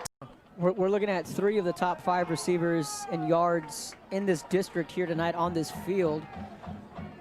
And Cortez is the district leader. Duran out of the shotgun. Hands this one off, and that play gets stuffed. That's a huge stat there. And I don't know a lot of people, and no matter how it looks, Duran's going to escape there. Now he's finally going to go down. So a nice job. And I believe they only rushed 4 there. That's the Vela defensive line. And so I've seen Matthew grow up right before my eyes, and now to see him play on the field, it's a little different. 2nd and 16. Duran back under center. Play action, bootleg, stops, and the pressure again from Edinburg Vela's defense. Or the underneath route should be open if you can win your one-on-one matchups on the outside. So now it's 3rd and 7. Sabercats facing another 3rd down. Back to passes. Soteo comes the pressure. Down he goes. First sack of the night for the Mission Eagles defense. J North will be at Sam Stadium December 11th. Outside of that, we haven't figured out the logistics as far as when and where these teams will play. Duran looks to his right, looks to his left. He's going to break the pocket, takes it himself, stiffs arm a man to the 35, then runs out of bounds. Might have it if not. 2nd and 10, under a minute to go here in the first quarter. 10-0 Sabercats with the lead. Duran back to pass, deep balls, got a man. That pass knocked away. Mission wants a flag. 7. Yeah, I think Justin Navarro may have gotten away because you're right, he did not turn and look to the ball. Nonetheless, it's 3rd down. Duran deep out route, catch on the far side. What a grab. That's going to be enough for a first. And it kind of mimicked it. He ran for about 3 or 4 yards there before he got touched. So look for them to eventually find their way back to it. 2 receivers to the right. That's 3 to the right. Excuse me again. Another quick screen, like you mentioned, cross to the 40, 45, lunging forward. And the Sabercat off. 4th and 9. Mission's defense can come up with another stop here. Sotelo takes a snap. Blitzed again. Down he goes. And could have allowed and punt one more time and put the pressure once again with defense. So they really need this one here. 3rd and 8. Duran. One out to his right. That's incomplete. Looked like Bernal may have lost his footing, John. Yeah, no, he slipped coming out. Powered offenses in the Valley and in the district, 1 and 2. Locking horns here. Sotelo out of the shotgun, delayed handoff. Big hole, cutting it back up. Biggest run of the night so far for Vela. Bouncing to the outside of the 45 midfield. First down and more for the Edinburg Vela all night, to where Mission is trying to keep this game within reach for their offense. 3rd and 6 at the 44. Eagles bringing the blitz. Down he goes again. I believe we're going to see a sort of a power run here. Looks like we're going to see a power to the right. They have 2 fullbacks in the backfield. Now they're going to motion to the left to tighten the fullback, excuse me. And Cortez rumbles forward for the first down. Little power football from the Eagle offense. They're on Mission with the play call and the execution there. Under 5 minutes to go. In the first half, 10-0 Edinburg Vela with the lead. Duran drops back, fakes the jet sweep, or rather the end around, wide open at the 50 to the 45. Lowering his shoulder to the 40-yard line. They fake. That looked like it was number 22. That's Andrew Maldonado doing a beautiful job. Right now we're going to have a quick he's going to break loose. But he's got someone now. He's going to run down the sideline. He's finally going to tackle inside the 20. Beautiful job by Mission. Now their offense starting to roll. So now we're finally starting to see wacky formations where it's hard to see who's going to be coming out of the backfield. I wouldn't doubt if we see that naked boot play one more time. There's Duran, there it is. Play action, boot, Duran, down he goes, and a big sack from the Sabercat defense. Yeah, this time Vela covered that one. The offense, and that looks like Mr. Jeremy Duran. These Eagles are going to be going for it, and this is going to be a big play here in the first half. Here we go, John. Yeah, so look for them to go to the slot receivers here, and it's going to be a quarterback draw. Will he have enough? It's going to be pretty close there. But, I mean, you know, this place could get packed at times, and tonight I can guarantee you this would have been a sold-out football game. Duran, quick pass. He's going to go deep. Ball caught into the end zone for the touchdown. What a huge play for Mission. They throw the one-on-one ball, and he burns them. Welcome back to Real Sports Live. We're getting start for the second half, under a minute to go. You just caught the first half highlights. Kevin Narro, John Trevino. Hopefully you were able to enjoy the bands and the drill team along with the drum line. And then you got to catch those highlights. Catch the complete highlights later tonight on Real Sports Live. Again, on behalf of myself, John Trevino, Joe Bowling, this is the one that everyone was looking forward to. John, before we get started, it was halftime. You have to imagine there are a lot of emotions on both sides. We saw Mission get a touchdown before the half ended. The momentum is with the Eagles, but having a little bit of fun. What are those halftime locker rooms like? What are the adjustments like? What is the mood, and just what's the feel like in those locker rooms? In a big game, it's extremely tense, you know. It's one of those things where you want to say something, but you're not sure if you want to step on toes, because you know in the moment everyone's so frustrated and so focused on the game that one little mistake can flip the switch in someone else, and all of a sudden you guys are getting between each other's in between each other. You mentioned any fun stories? Yeah. Anything that's PG that you can share? There was it was our game against Sharyland, our junior year. State game of the week, DQ game of the week, and that whole week was filled with everything. If I'm being honest, we had to go to Dairy Queen, we had to do media appearances. It was all over the place.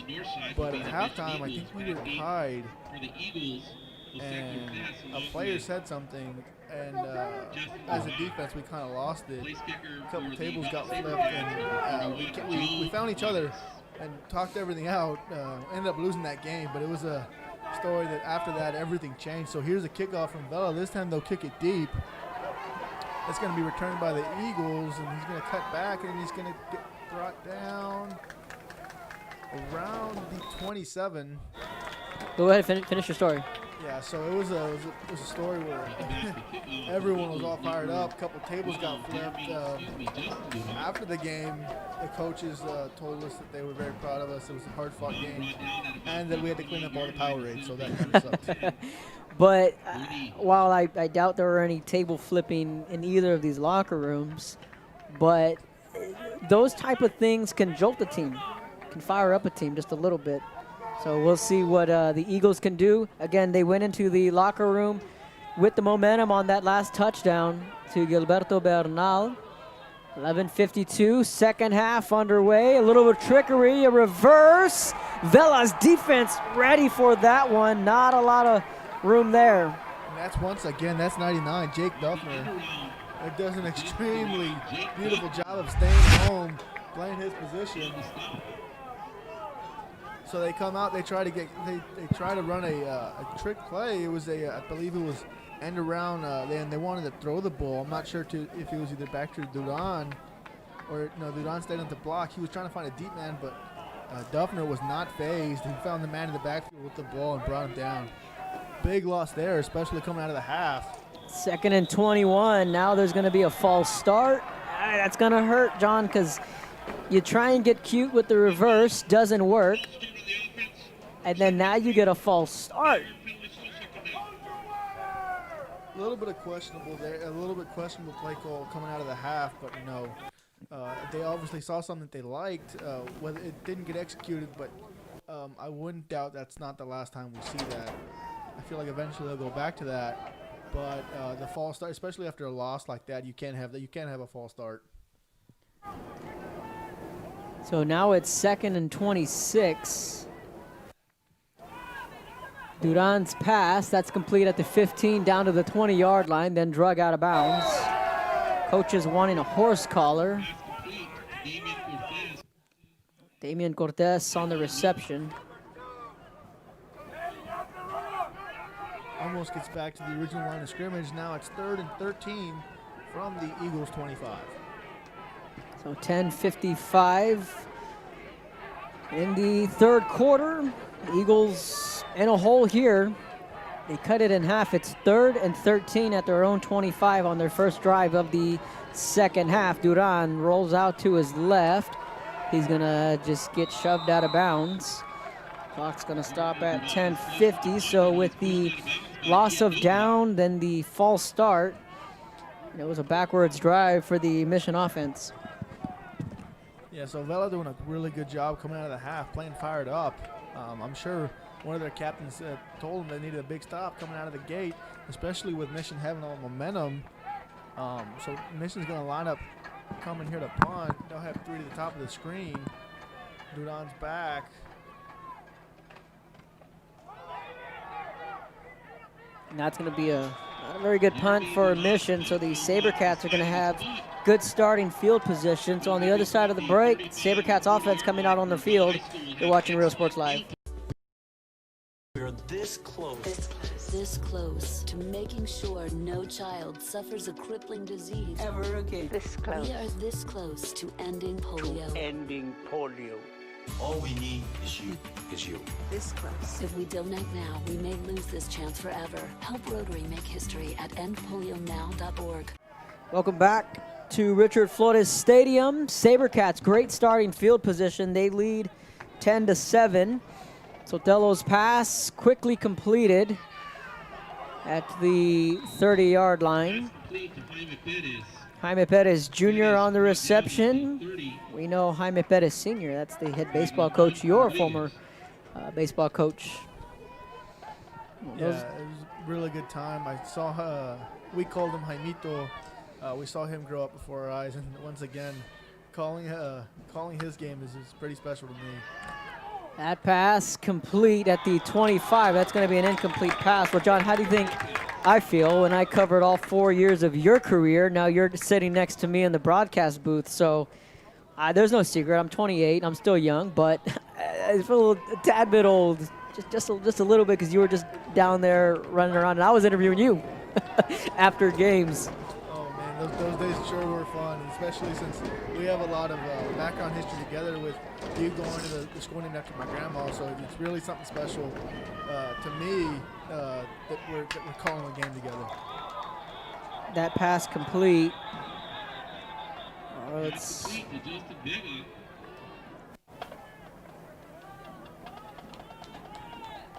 So we have a first down on that play, a nice slant play from Vega. So all of a sudden the Vela offense beginning to roll here. They're really just getting their men in space and letting them work one-on-one in the boundary. So a nice offensive play call from Vela as Mission's really stacking the box here. And it's truly just a man-to-man matchups here. So Dale goes up for the one-on-one separation. Flag comes in.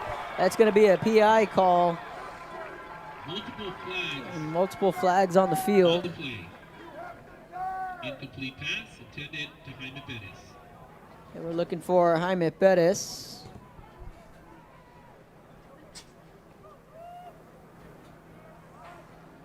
Let's see what the call is from the official here. Defensive pass interference, number 33, Mission, the 15-yard penalty, automatic first down. That's an automatic first down. I believe that's going to put him right inside the 10.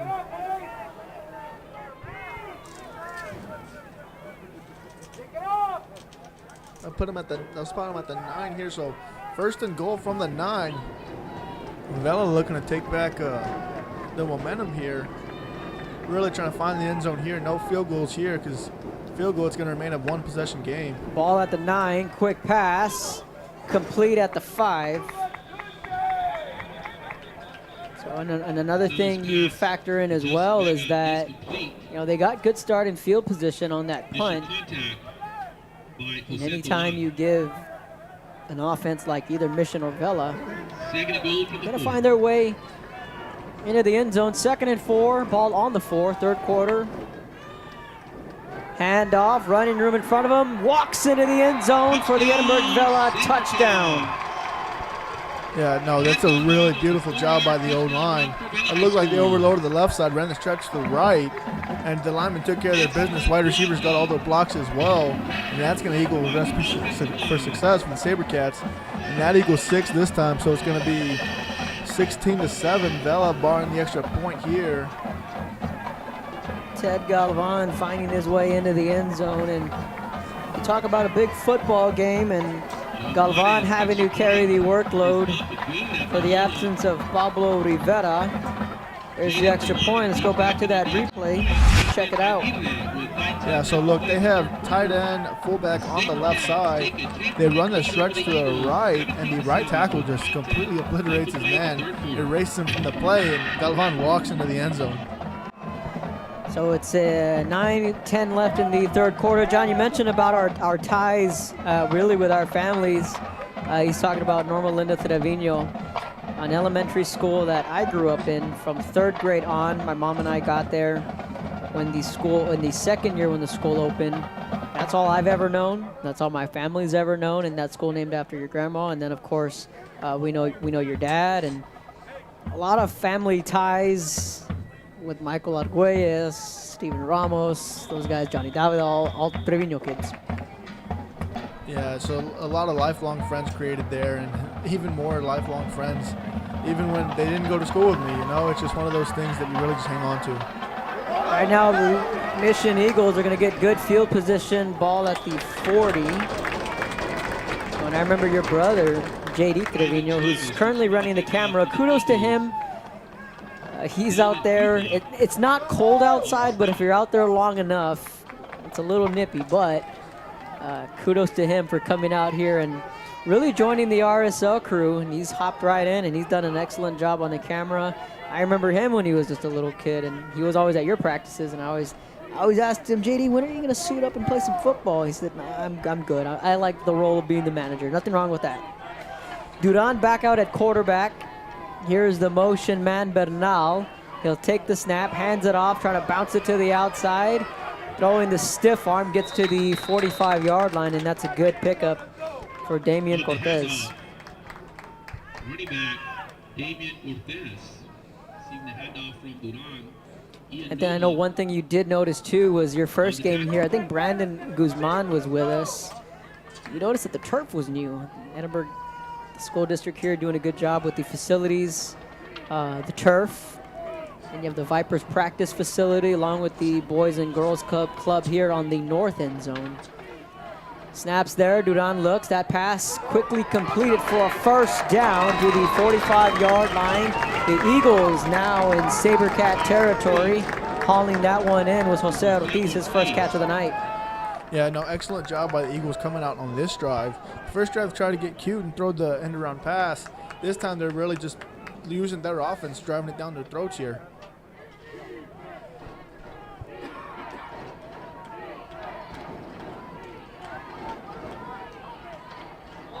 Oh, that's going to be a false start at the left tackle. A little bit, got to be a little bit, you got to be aware, a little more awareness there for that left tackle on the false start. I really think he was just trying to get the call with the tight end. It looked like it was going to be, the tight end was going to block, so they were trying to get their call together. Right. But the Vela defense, I think they just sold that one pretty good. Right. Former Mission quarterback Coy Detmer. It's pretty big news when he became the new head coach at Mission High School, returning to his alma mater. And they'll give this one again on an end around, John, and breaking away at the 45 to midfield to the 45-yard line.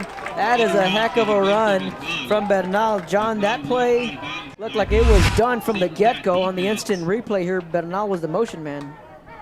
Yeah, no, at that point, it's just a fact of wrapping up. It looked like he tried to get him wrapped, but all he could get with his arms around him. And a good player is gonna break out of that and go for another couple yards there. I mean, that we could have been looking at 2nd and 18, but with Bernal's nifty footwork, puts it at a 2nd and 11. Motion man for the Eagles. Duran back to pass, looking to his left, and he's just not on the same page with Jose Cortez. Miscommunication there between the wide receiver and the quarterback. Looked like they had practiced something else. Nonetheless, it's going to be 3rd and long here for the Eagles once again. Vela's defense doing a really good job of flying around, making tackles in the open field. Talk about Richard Flores Stadium, formerly known as Cat Stadium. Give you a fun fact. I don't know if you know this, John. After this play here, it's a big 3rd and 11 at the 46-yard line. 4 receivers. Duran back to pass, has time, fires a deep ball. That's up for grabs. Incomplete. Over at the top of the screen at the 12-yard line. He was looking for his man, Jose Cortez. Coverage by number 6, Matthew Luna. Matthew Luna on the coverage.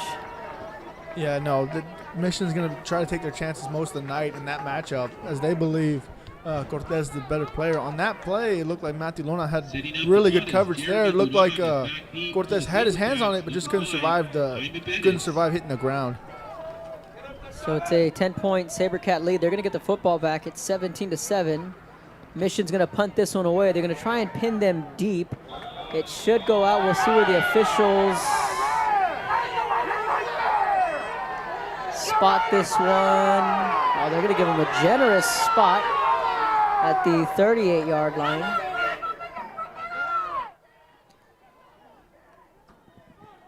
So some of the Eagles were maybe looking for a flag there, but it's going to be 1st and 10 at the 38. So the fun mini fact here was that I played in one football game at this stadium. I was in 8th grade. B.O. Garza Tiger. We played against South Middle School, and I don't want to say back in that day, but it was just Harwell, Memorial, B.O. Garza, and South. And now we have added, what, Barrientos and Longoria to the mix. We've added 2 more. Here comes the blitz. Othello gets out of it and then just quickly takes a knee. So, yeah, there wasn't a fancy turf. There wasn't a Boys and Girls Club across the street, nor there was a Viper facility there. For those of you that may remember, there used to be Goalie and Gus, which the swimming pools are still there, but there used to be a park there, and there used to be baseball fields here on the north end where the facilities are now at. And played my Little League baseball there, so a lot of good memories there. Soteo's pass complete, and he's tackled immediately at the 40-yard line. So, matter of fact, I learned how to swim there at Goalie and Gus. I'm not sure if you did the same, John, just right here across the street at the facility.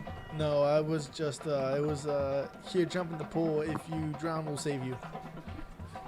Yeah, because there was the Goalie and Gus swimming pool, which is still there, and then the Nick Cantu baseball field. There were about 4 Little League baseball fields here across the street on the north end. But now we're looking at the Boys and Girls Club and the Vipers facility here in Edinburg. So a beautiful facility here at Richard Flores Stadium. Soteo's pass nearly picked off, but that's complete at the 45-yard line. John, now you're starting to see the Sabercat offense kind of find a little bit of a rhythm. Yeah, they went into the half, made some adjustments, and now they're just running a lot of 10-yard hitches, really making the Mission defenders think that they're running the streak, but then just sitting down in the empty spot in the zone.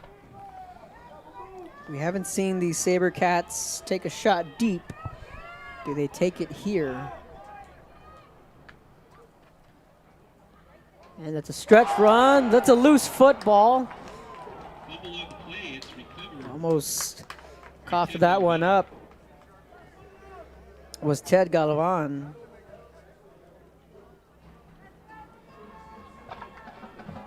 Kevin, I just want to let you know a couple of my buddies have already texted me. That is the Edinburg Parks and Recreation, not the Boys and Girls Club. Well, it used to be the Boys and Girls Club. At least when I was around, that's what it was. So I stand corrected, but growing up, that's what it was. It was the old Boys and Girls Club. That's all I ever knew that it was. But you're right. No, me and a lot of my buddies worked there in our day job, and as soon as it was said, a lot of my buddies texted me. Well, that's a big pass play over at the top of the screen, 2nd and 18. It's going to be 3rd down coming up, but in my defense, growing up in the 90s, early 2000s, it was the Boys and Girls Club, is from what I remember. Hey, shout out to Bobby Lucio, my good friend Bobby Lucio tuning in. He's now chiming in on this stadium. He says, I played football in that stadium when there was only one high school, Edinburg High. There's a grass field. He ran track there here, and an 8-lane track in the 70s. If you don't know Bobby Lucio, arguably one of the most interesting men in the world, Coach Bobby Lucio. 3rd and 9. Whistles come in. This is going to be a false start. Well, I remember that there were 2 fields. For some reason, I thought there were 4, but I know one of them was the Nick Cantu baseball field. Either way, there were baseball fields across the street, but Coach Bobby Lucio, longtime Harlingen High head coach, he's now at Marine Military Academy. Shout out to him, and thank you for tuning in, my friend. 4 minutes left here in the 3rd quarter. Sabercats facing a big 3rd and 14, John, right now. This is the spot that this Mission defense thrives. Here comes the blitz. They go to the screen. Tackled, shakes off a man, and a big hit.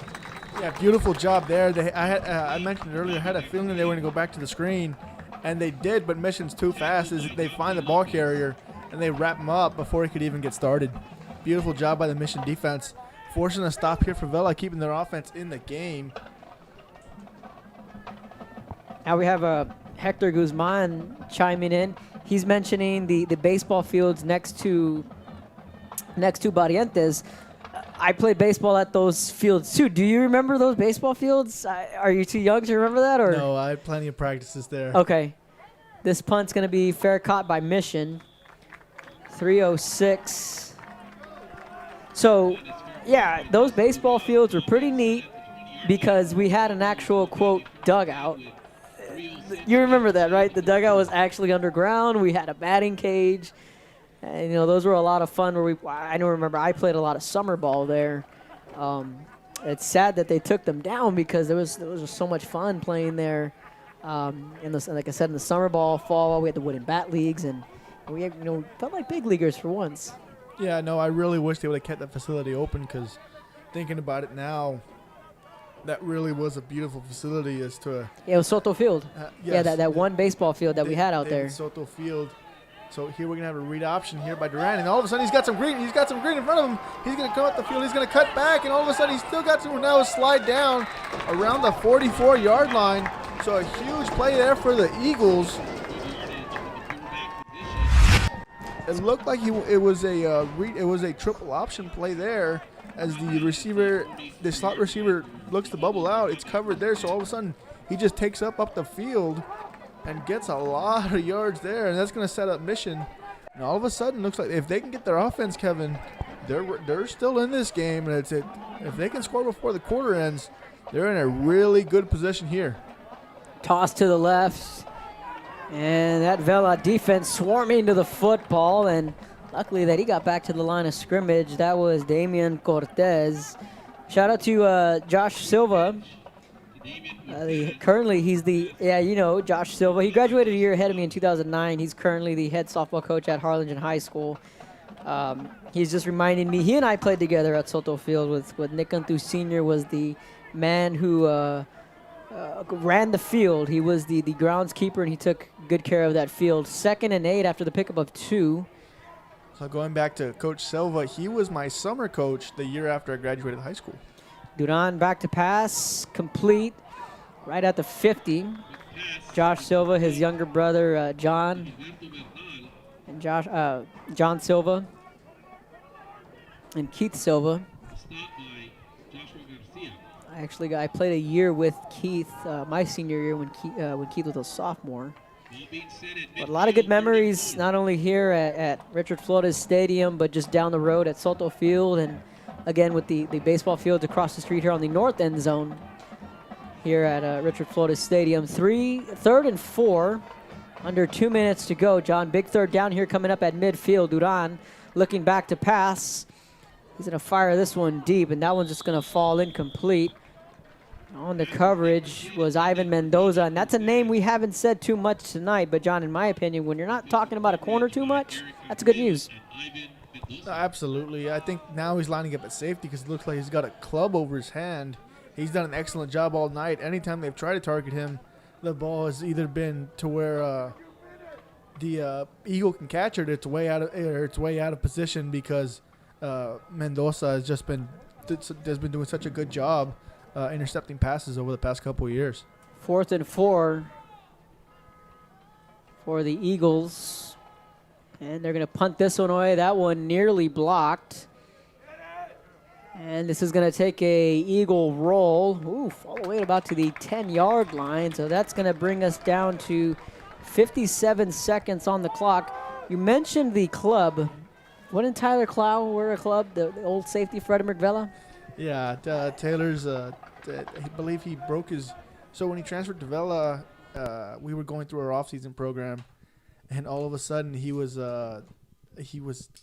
talking that his wrist was hurting. No one believed him. We thought he was a little bit soft, but it turned out he was lifting weights with a broken wrist, and he was trying to do power clean. So that wasn't a recipe for success. So he had the surgery, he got it fixed, and he re-aggravated it in the middle of our season. So he had to wear a club from that point on. Yeah, I remember Tyler as a hard-hitting safety for Edinburg Vela. And I remember the club. I remember the club and the kid out there running around with a club and still making plays out there. And a big hit. Hits keep coming here from these Mission Eagles. Ezekiel Cuadros on the tackle. Defensively for the Eagles.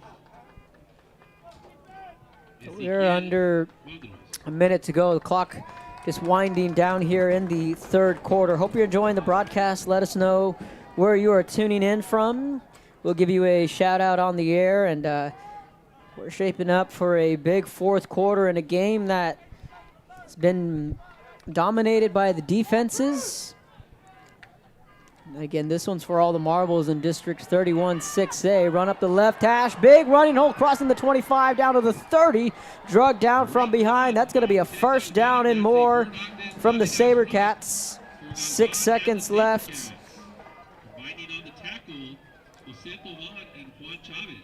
Tovar was the man who brought him down. The clock's going to start, and that's going to take us to the fourth and final quarter from Richard Flores Stadium, and a battle for District 31 6A. The Sabercats lead the Eagles 17-7.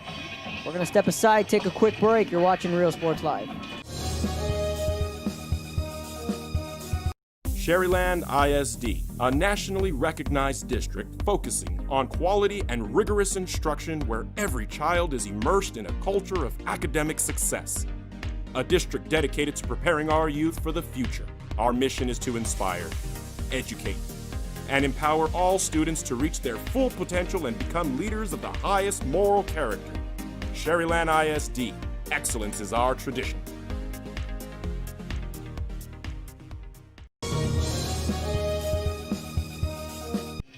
Welcome back to Real Sports Live.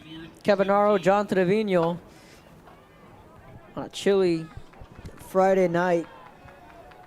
In the month of December, John, you and I were doing a Hidalgo La Feria in October. We were talking about October baseball and how we love the month of October. All of a sudden, here we are again in the month of December. Deep ball over the top, and that's incomplete. Let's go back and look at that long run, John, that ended that third quarter. Yeah, so a beautiful designly stretch here.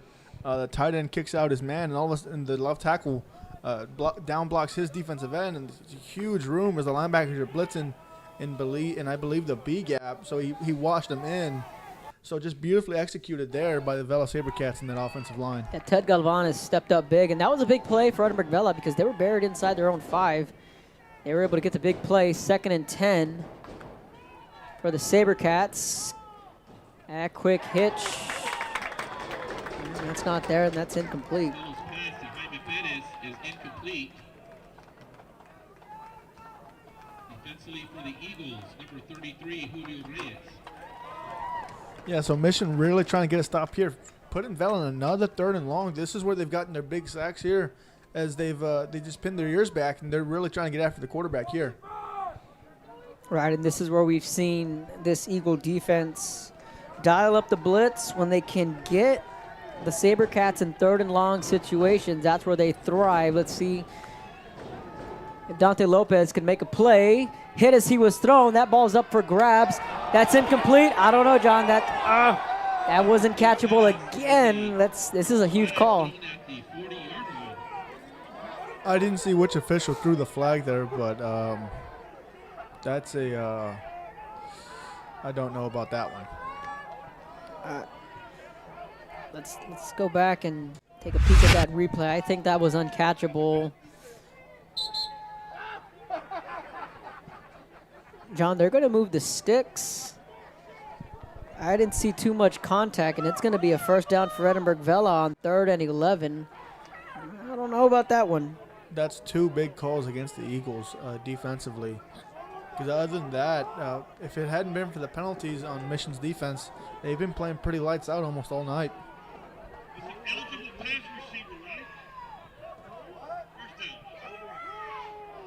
Fans tuning in from the state of New Mexico. Fans tuning in from the Motor City, Detroit, Texas. Fans tuning in from Cibolo.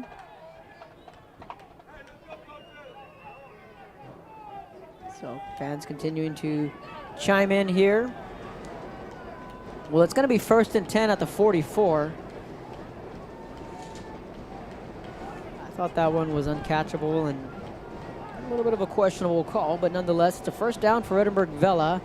Solteo, stretch run again. That's been their bread and butter all night, lunging forward at midfield, right at the ECISD logo. Yeah, that's really what Vela loves to do, especially with how big their linemen are, and they can move extremely well. So they get out in open space and start pushing people around, and the holes start opening like that. So 11:30, had to reset the clock there. Apologize for that. 2nd and 7 after the pickup of 3. Justin Vega, he's been quiet tonight. Jose Cortez, 2 of the top receivers in District 31 6A. Eagles bringing the blitz. That pass complete at the 40. That's going to be enough for a Sabercat first down. on the catch there is number 5. That's Jaime Perez Jr. He's done an excellent job of just finding soft spots to where he can make excellent catches and getting a couple yards after the catch.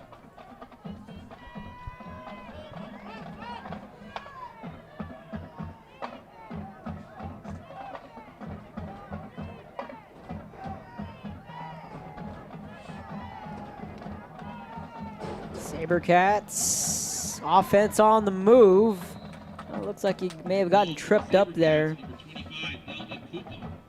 That's going to be Delvid Koopa on the carry. It looked like he just lost his foot, and as he fell down, he slammed his hand into the serve, saying signaling that he thought he could have had more. 10 minutes left in the fourth quarter. In a game dominated by defense, special teams. Solteo drops back to pass, complete over the middle of the 20, taking the man with him down to the 15-yard line, and that's going to be enough for another Vela first down. Jaime Perez Jr. stepping up here in the second half. Yeah, he continues to do an excellent job of getting open all night. He was doing a good job in the first half. We just hadn't called his name as much because he was it was only 1 to 2 yards on each catch, but this time he's getting them in chunks, 15 and I believe it was 20 apiece this last catch. Sabercats going for the end zone, and that's incomplete, but another flag. Pass is incomplete. Penalty marker in the end zone.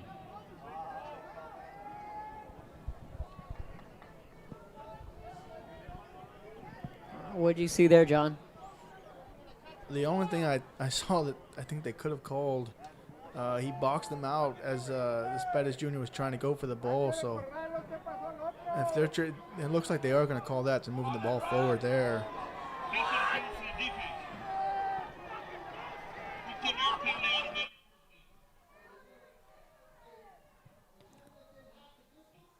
So now this ball is going to be placed at the 2-yard line after the penalty that went against Edinburg Vela.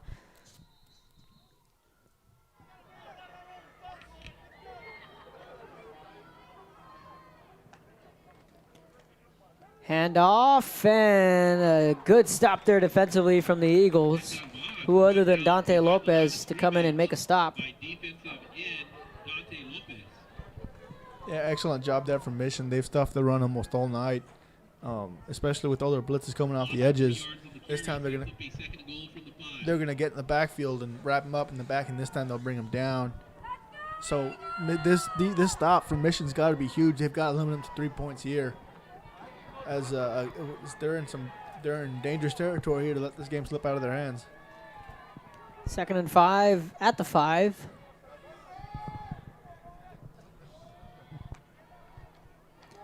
Another delayed handoff into the end zone for the touchdown.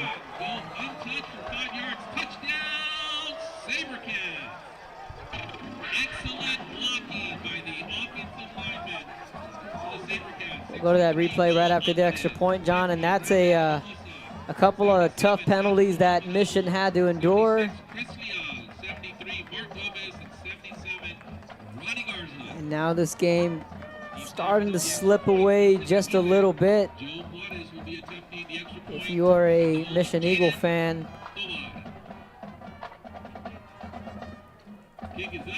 kick is up, and it's good. Going back to that last touchdown run.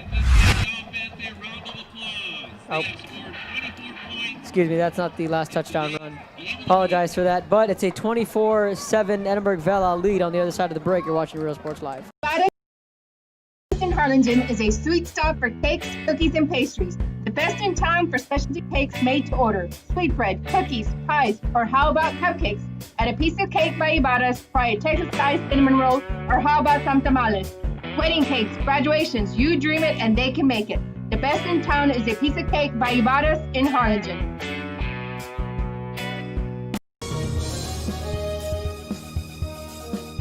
TVNS specializes in provider services, respite care, and emergency response services. TVNS are pioneers in the home care industry. in service for over 37 years. 11 locations from Brownsville to Corpus Christi, from Harlingen to Laredo. Today.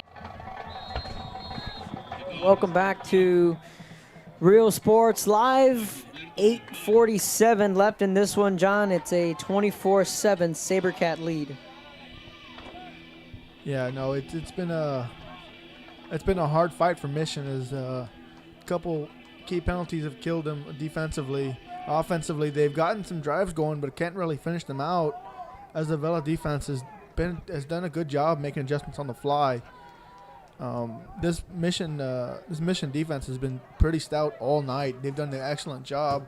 I know the scoreboard shows 24, but they've had multiple times where they forced 3 and outs, and they've done an excellent job all night. Couple key penalties has really let this game slip away for the Mission's defense.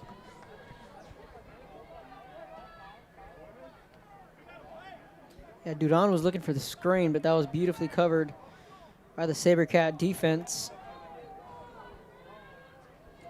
So now it's 2nd and 10 at the 25-yard line. Eagles need a score, and they need it in a hurry.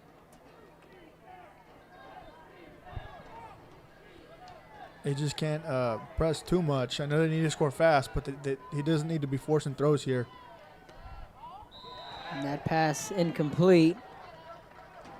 They were looking for Taha Jones. On the coverage there, that's going to be number 8, Joshua Garcia, the junior. Excellent job timing it up and drawing the ball loose.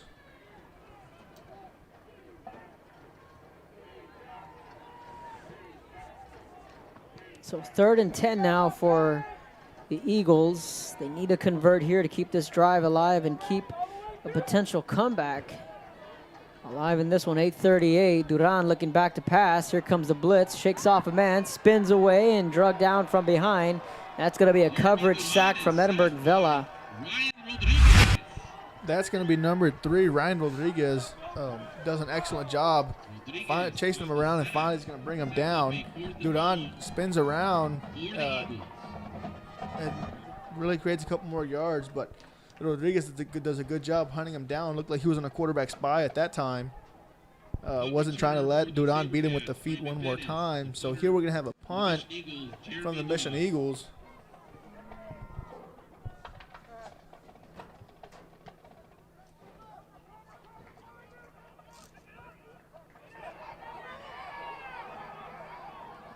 Flags coming in from the backfield. We'll see what the call is.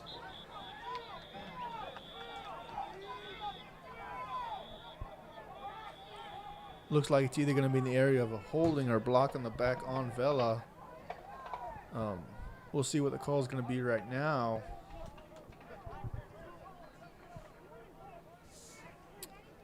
Let's keep the comments clean on Facebook, folks. On YouTube, Twitter, Facebook, let's keep them clean. 7:47 left here in this ball game. So the Sabercat offense is going to come back out onto the field, John. And do they go deep here?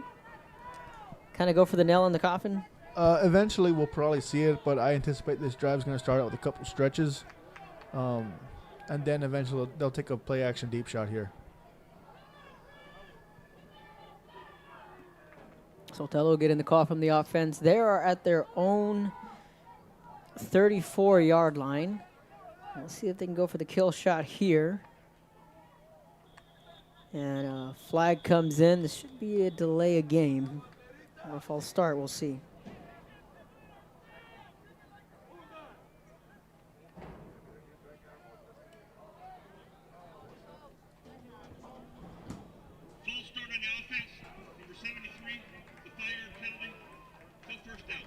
So we're going to have a false start on Vela. That'll push them back 5.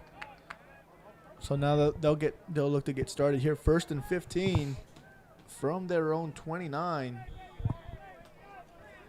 Got an updated score from the Pioneer Mercedes game. That game also for a district title in Class 5A. We'll get you that update here. That game also being streamed right here on Real Sports Live. Handoff to the right side. And let's get that update here. Oh, there's a late flag on the play. Well, 7:40 left. 4 minutes left. Pioneer leads 56-34 in a game that was tied at 28 at the half. We're seeing the Diamondbacks flex their muscles in the second half. It's a personal foul against Edinburg Vela. That goes against Jaime Perez Jr., the junior wide receiver.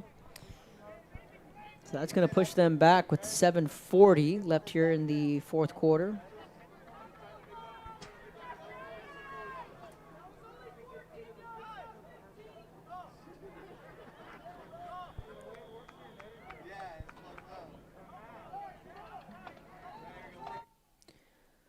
.30 as the clock's continuing to run.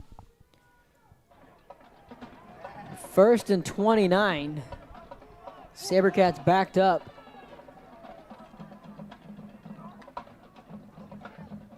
Another handoff. And drugged down at the 12-yard line. Well, looks like the Sabercats may have gotten away with a little bit of a hold there. Close call on the edge. Either way you slice it, it's going to be 2nd and 31. This Mission defense continuing to play hard no matter the circumstances. They're trying to get their offense back in the field. Hopefully the offense can get a score here and bring it back to a bit of a closer ball game. Right, and right now, you know, they need something on defense. They need a takeaway. They need to force some kind of turnover here to get the ball back in the hands of their offense. And then it's another run play in a big hole. Lots of running room into the secondary. He can go crossing midfield, 45-30. Next stop, pay dirt into the end zone. Touchdown, Sabercats, but a flag. This one's going to come back, John. Yeah, no, this one was pretty obvious. I even motioned throwing the flag there. It looked like he didn't really need it. He could have outran him, but nonetheless, it's going to be coming back. Looks like it's probably going to be a block in the back on Vela. Let's go back to the replay.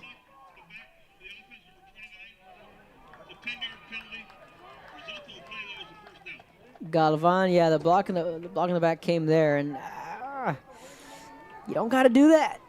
You don't got to do that. Just that's a frustrating play for a Sabercat fan, but that takes away that long touchdown run from Ted Galvan, which essentially would have been the nail in the coffin there.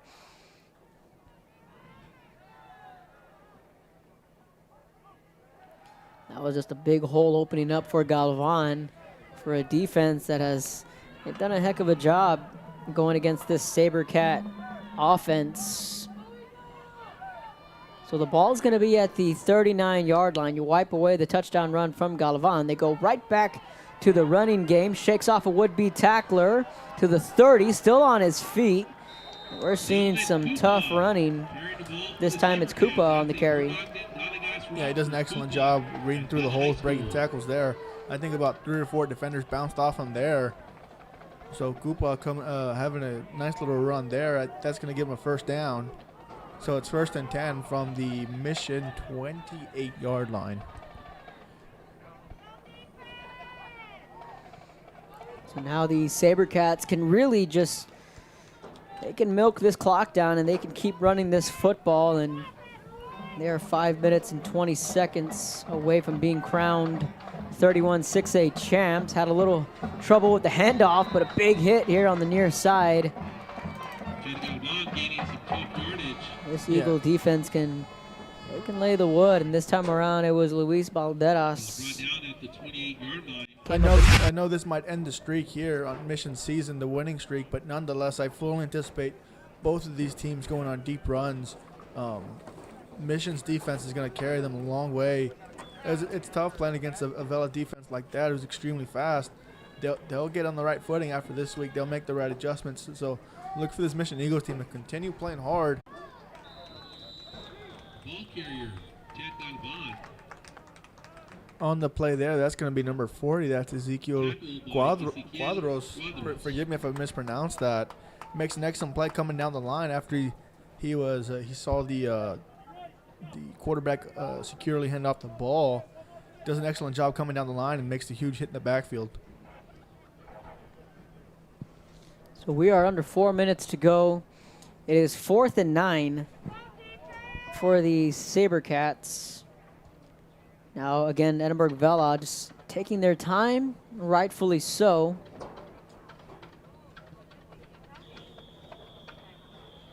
So now a timeout taken by Edinburg Vela with 3:40 left in this one. We're going to step aside, take a quick break. You're watching Real Sports Live. The pioneers in serving our community with the highest quality in provider services. Apply to the university that offers 98 unique degree plans. The university where 99% of students receive financial assistance. The university where you belong. Apply to Texas A&M University Kingsville today.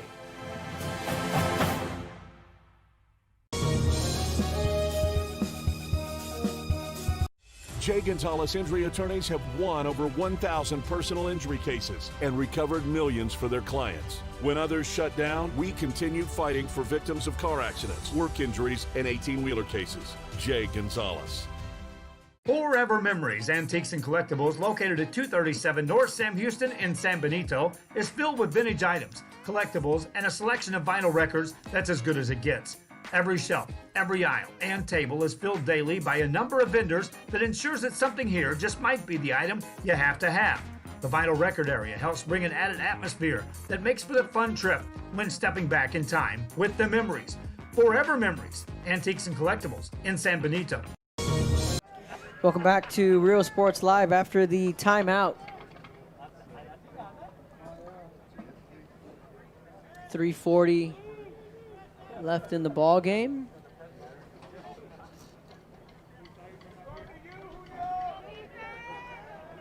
Fourth and 10, correction, up on the scoreboard. Looking back to pass, Sotelo. Here comes the blitz, and down he goes. That's going to be number 90 and 28, I believe. That's Christian Hernandez and Luis Briseño on the sack there. So an excellent job from the Eagles to get off the field.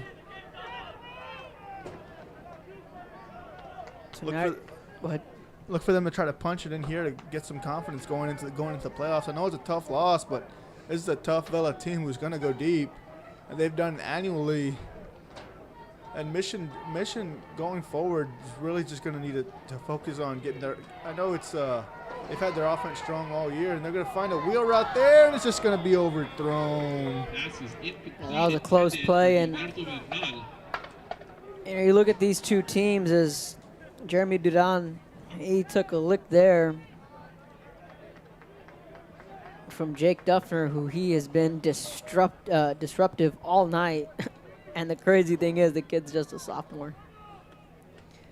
But, again, you look at these two teams and what they've done all year. Edinburg Vela had to go into quarantine. They missed a couple of weeks of action. Mission wound up getting the Battle of Conway under their belt.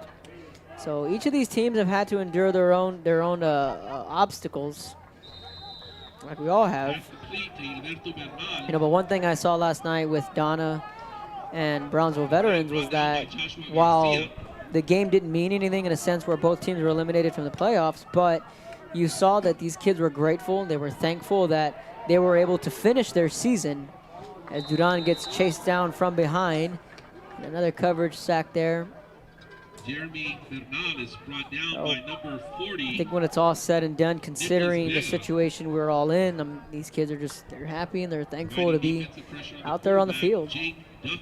No, 100%, because going into the season, I know, especially down here in the Rio Grande Valley, everyone's football season got pushed back, and it immediately brought into question, okay, when are we going to start? We were under the I think it was the emergency shelter to start the season. And we were even wondering, is there even going to be a football season?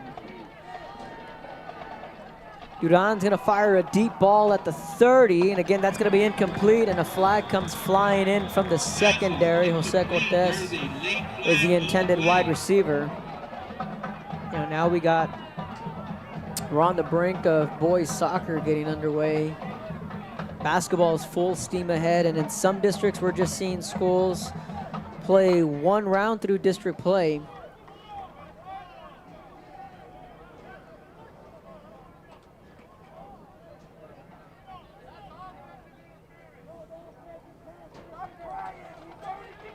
Defensive pass interference number 6.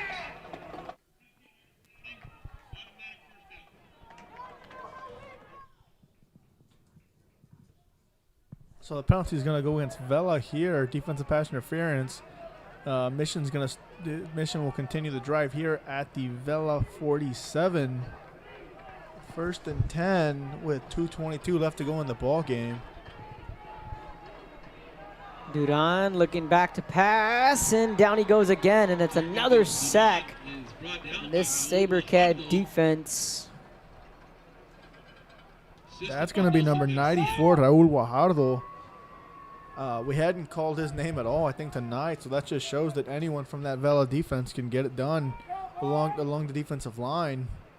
So he'll get a late sack. The clock's going to continue to roll down here. 2nd and 12, under 2 minutes to go. Sabercats flirting with another district title. This team in their 9th year as a program, John. You were a part of it. You were a part of the building blocks. And it's really just ho-hum another year of district title for these Edinburg Vela Sabercats.